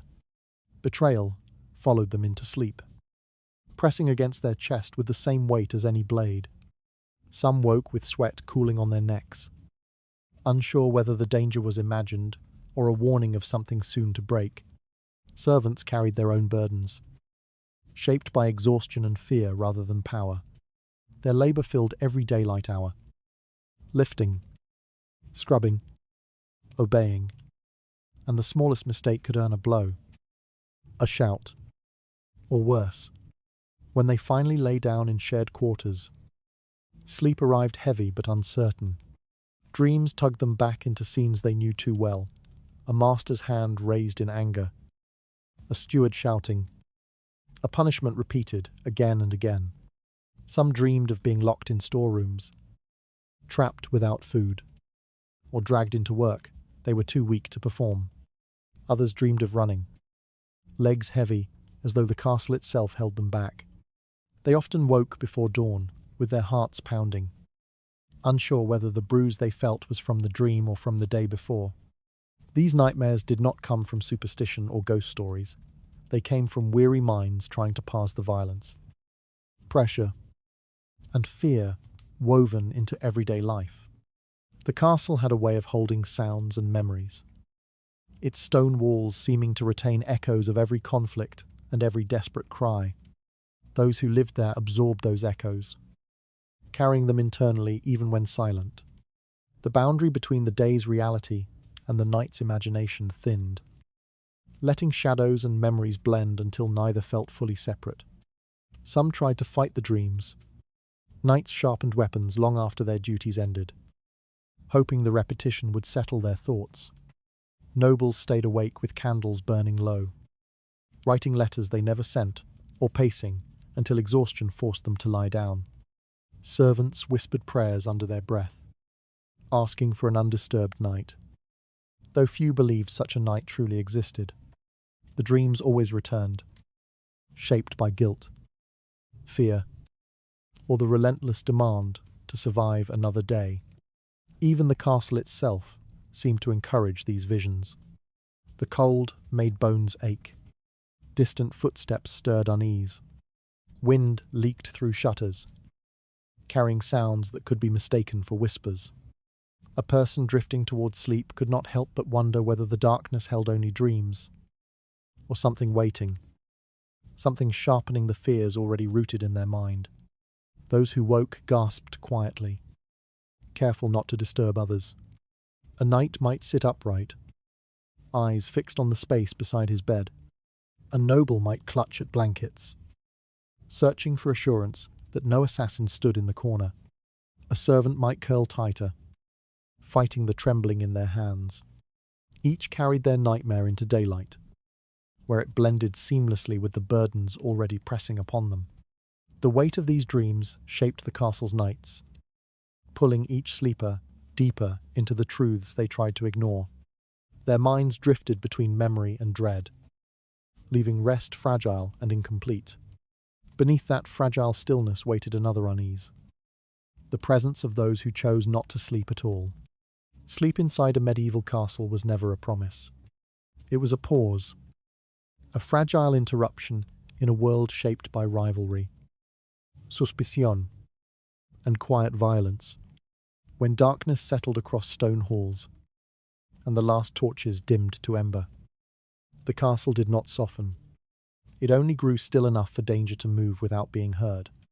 Those who lay down to rest did so with the unspoken knowledge that morning was not guaranteed. Some breathed their last without a sound, lost to motives that had begun far earlier in daylight. There were many ways a person could vanish between midnight and dawn.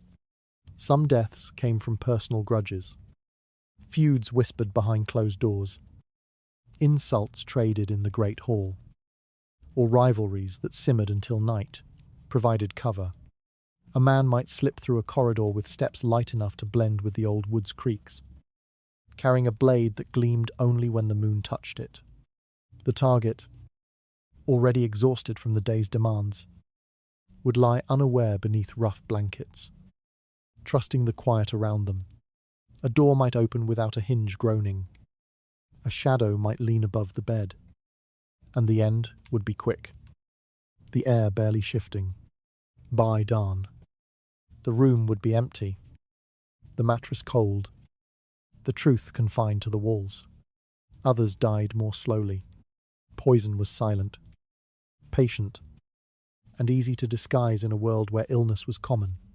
A person might share supper at the long table, unaware that the bitterness in a cup or the strange heaviness in a stew was not an accident. Medieval kitchens were dim and chaotic, the perfect place to slip a powder or drop of liquid into a dish without drawing attention. Victims often felt the first signs hours later, heat rising under the skin, a tightening in the chest, a twisting deep in the stomach. They would return to their sleeping quarters, hoping rest might ease the discomfort. Instead, pain intensified in the quiet of the night. By the time the castle settled into full darkness, their bodies would weaken, their breath thinning until consciousness slipped away. When dawn approached, they would be gone, appearing to have died of natural causes unless someone cared enough to question otherwise. Some deaths looked almost peaceful, though the reasons behind them were anything but. Quiet removal was common in places where status determined who mattered and who did not. If a servant died unexpectedly, there were few questions. If a soldier failed to rise, fatigue or injury from training offered convenient explanations. Bodies could be carried away before sunrise, down staircases, still cold from the night, and placed where inquiries rarely reached. Those who remained simply accepted the absence, whispering theories that changed with each retelling. The castle absorbed the disappearance, as it absorbed everything else. Fear deepened these stories and gave them their shape. People learned to sleep lightly, as though expecting a hand on their shoulder or a breath too close to their ear. Nobles watched each other at dinner, noting who refused wine or hesitated before eating. Soldiers locked doors that did little to keep determined hands out. Servants whispered about footsteps that passed their room long after everyone should have been asleep. Sleep felt fragile, exposed, vulnerable. An act of trust that few truly believed in. The castle's architecture amplified this unease. Narrow corridors hid more than they revealed. Shadows formed in corners untouched by torchlight. Thick walls muffled sound so thoroughly that a scream could fade before it reached another room. People learned to recognize the weight of silence. The strange hum of the night when something beneath the surface shifted. A door closing too softly might wake someone in fear. A faint clatter in the distance might send another sitting upright with a pounding heart. Every sound, or lack of sound, carried meaning. Rumors grew from these fears and fed them. Some spoke of noblemen found lifeless, with no wound but terror frozen on their faces. Others whispered of maids who vanished after learning secrets they were not meant to hear. A knight might mutter about poisoned wine, passed during a celebration, its effects hidden until guests lay scattered across floors and bedding. These stories were rarely confirmed. They did not need to be. What mattered was their influence on the night, how they shaped every breath taken in darkness, every hesitation before sleep. Even those untouched by violence felt its presence. They sensed it in the tension that gathered during evening meals, in the glances exchanged across tables, in the way a door would be checked twice before being secured. People grew accustomed to waking abruptly, unsure whether they had heard something real or imagined it. They learned to keep blankets wrapped tightly, not for warmth, but as a shield against the vague threat lingering in the room. The castle taught them caution, turning rest into something guarded. When morning finally approached, its arrival did not reassure everyone. Light revealed what darkness had concealed: an empty bedroll, a pillow left untouched, a cup overturned beside someone who would not wake again. Servants whispered.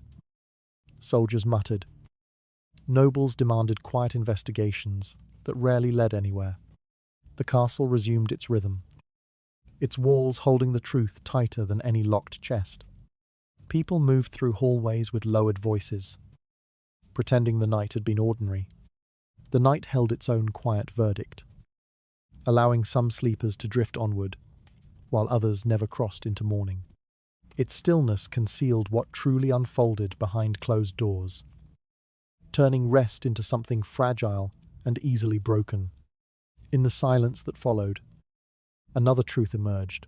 Some eyes stayed open out of duty, labor, or demands that did not wait for daylight. Some figures in the castle never tasted the fragile relief of sleep, not because fear kept them awake, but because duty, labor, or obedience, held them upright through every hour of darkness. Their nights stretched long and uneven, shaped by tasks that did not pause, simply because the rest of the castle drifted into uneasy dreams. The weight of these responsibilities pressed heavily on those who bore them, turning the night into a silent measure of endurance. Guard duty formed the backbone of this sleepless world, while nobles whispered prayers and servants settled into cramped corners. The guards paced slowly along stone battlements, listening for any disturbance hidden in the wind. Their armor grew colder with each step, metal tightening against the skin as the night deepened. A single lapse, a lowered gaze, a drifting thought, could open the castle to danger. Eyes burned with fatigue, yet they kept watching the gates, the courtyard, and the long, empty stretches between towers.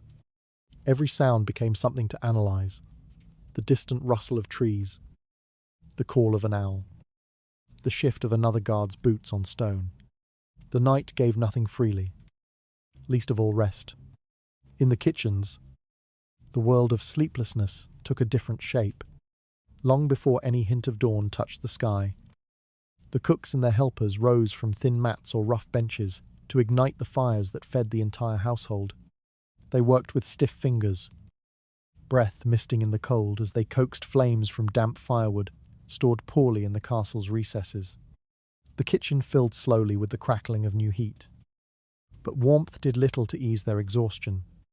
Kneading, chopping, hauling, and stirring happened under smoky lamplight.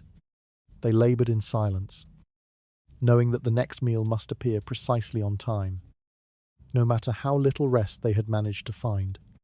For them, the night was not a pause, it was a beginning. Far more hidden were those whose tasks revolved around obedience rather than vigilance or labour. Some chambermaids were assigned to remain awake throughout the night, waiting for a summons from their masters. Their duties could range from tending a sick child to preparing a bath, to answering demands that carried no kindness at all. They sat quietly in hallways or near bedroom doors, wrapped in shawls that barely held back the cold. Their fatigue collected in small tremors in their hands, in the heaviness of their eyelids, in breaths that hovered on the edge of collapse. But they did not sleep. Their work required constant readiness, the ability to rise the moment they were called, even if the call carried intentions they feared but could not refuse. These sleepless figures rarely crossed paths, yet their lives formed the unseen structure that kept the castle functioning through the dark hours. Guards protected, cooks prepared, chambermaids obeyed. All of them, threading their strength through a night that offered no comfort. Each one carried a private dread of the quiet, knowing it only masked more tasks and unexpected disturbances. No matter how dark the corridors grew, someone was always moving, listening, waiting, For those forced awake by responsibility, the castle looked different from the way it did in daylight. Shadows lengthened across staircases, catching movement that existed only in the corner of the eye. Empty halls seemed to breathe with the weight of stories whispered earlier in the evening. The sound of distant footsteps, impossible to identify, made the walls feel closer. Those who stayed awake long enough often spoke of losing track of time entirely, unable to measure how much night remained. The hours stretched without shape, held together only by repetition. Their fatigue brought no sympathy. Duties carried expectations, and expectations ignored the human body's limits. Guards who faltered faced punishment. Kitchen workers who delayed breakfast risked the anger of nobles. Chambermaids who responded too slowly endured consequences, whispered about but rarely spoken aloud. Within these walls, sleeplessness became another form of discipline, shaping behavior as harshly as any command. And yet, despite this constant exhaustion, there was no room for collapse. Those who remained awake supported the castle's fragile hold on order. Their movements, though unseen by most, prevented chaos from creeping in as the night advanced. Their sacrifices allowed others to sleep, however uneasily, without realizing how much vigilance surrounded them. The castle's night held these workers in a quiet grip, pushing them through tasks that stretched far past their strength. Their efforts filled the hours with motion, even when the rest of the household surrendered to uneasy dreams. Near the fringes of that exhaustion lingered another truth, one tied to the stories whispered among servants about the dark, when the castle revealed fears far older than sleepless duty itself. Fairy tales often speak of castles as places of glowing lanterns, polished halls, and gentle nights where rest drifts easily into dreams. Yet anyone who lived through the darkness of a medieval fortress would have understood how far those stories were from the truth. The castle at night was not a sanctuary. It was a place shaped by damp stone, uncertain sounds, and a weight of fear that settled over every sleeper. The glow, imagined by storytellers, never reached these rooms. Instead, the chill of the walls pressed inward, replacing charm with survival. The absence of light changed everything. Oil lamps burned low to avoid waste, and candles guttered quickly in draughts that moved through the cracks of ancient stone. At times, the only illumination came from the faintest ember in a dying hearth, breathing its last glow into a space barely large enough to shape a shadow. What remained was a thick, heavy darkness, one that hid both harmless movement and the dangers people whispered about during daylight. Sleep became a cautious act, taken between breaths rather than embraced fully. Moisture added its own presence, seeping into the cold fabric of blankets and creeping across wooden beams. The air carried a permanent dampness, settling over skin and clothing. Even the mattresses, stuffed with old straw, absorbed the chill and returned it slowly through the night. For many sleepers, this constant touch of wet cold made the idea of rest feel distant. The body never warmed, it only adapted to discomfort, accepting that warmth belonged to those who could afford large fires and enclosed chambers. Everyone else slept under the weight of a climate that did not ease until morning. Fear shaped the hours more deeply than cold. As darkness stretched across the fortress, minds began searching for anything out of place. The castle had witnessed conflict, death, and betrayal. Its stones echoed with the memory of past violence. Those who slept lightly, nearly everyone, carried their own stories of threats, whispered through narrow passages or danger spreading through the kingdom. The idea of drifting into dreams felt reckless when the night itself seemed to breathe with tension. Even resting bodies kept a subtle awareness, ready to wake at the slightest sound. That fear sharpened whenever the quiet broke. A shifting foot on a distant staircase, a muffled cry from a lower hall, the sweep of wind dragging across wooden shutters. Each noise became a reason to hold breath and listen. In darkness, imagination and reality pressed close together, and the castle offered no guidance. It felt alive, not in a comforting sense, but with the unease of knowing that too much remained unseen. Sleepers waited for silence to settle again, tracing each echo until they could convince themselves it posed no immediate threat. The simplest protective measures rarely offered comfort.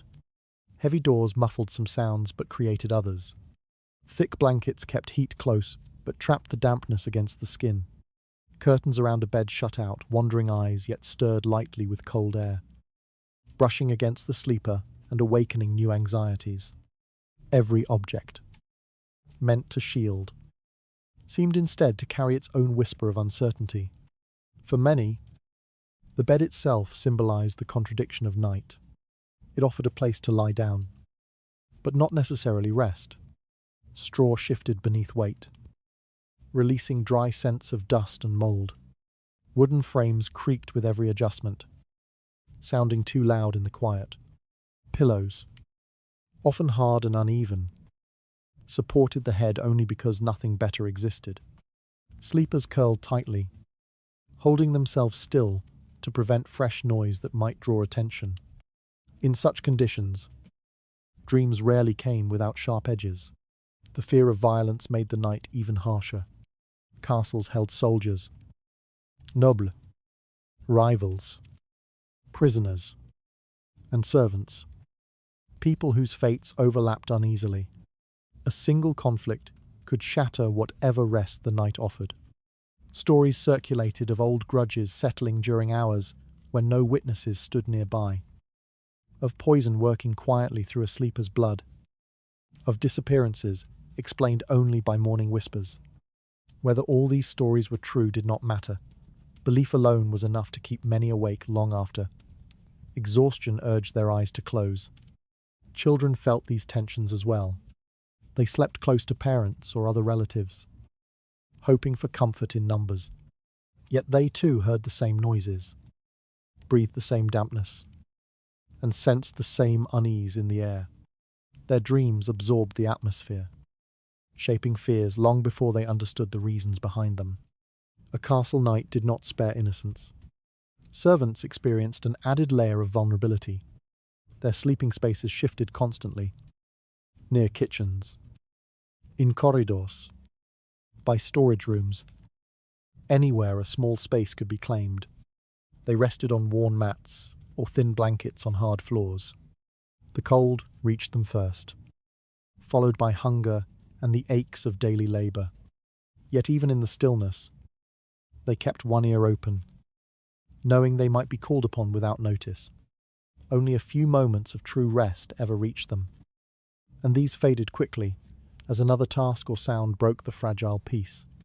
In rooms reserved for nobles, the conditions were better, but not free from unease. These chambers sat higher in the fortress, offering distance from noise and odor. Yet height brought its own shadows. High ceilings swallowed the weak glow of candles. Tapestries moved faintly in drafts, shaping figures where none existed. The colder air clung to walls even more fiercely. Nobles might lie in feather mattresses, but their concerns, political danger, treachery, illness, and death followed them into the darkness. Wealth softened the body's discomfort, but never protected the mind. Across every room of the castle, sleep resembled a negotiation rather than a right. People surrendered to it slowly, cautiously, weighing danger against exhaustion. Some lay awake for hours, waiting for the moment when fear loosened its grip. Others drifted briefly into slumber, only to wake sharply at the slightest disturbance. The night stretched long, demanding vigilance, even from those who no longer had the strength to give it. The castle held no softness, no gleaming light, no shimmering promise of peace. It offered only darkness, cold, and a fragile kind of endurance. Rest became another form of survival, pressed tightly between the dangers of the day and the deeper uncertainties of the night. In that world, sleep was not a comfort. It was a quiet gamble, taken in a place where safety could never be trusted. Good night. If such a word can belong to a place shaped more by shadows than dreams, may your room be warmer than theirs, your silence gentler, and your rest free from the fears that once walked through those ancient halls. Sleep well, far from the darkness that made a castle's night so heavy.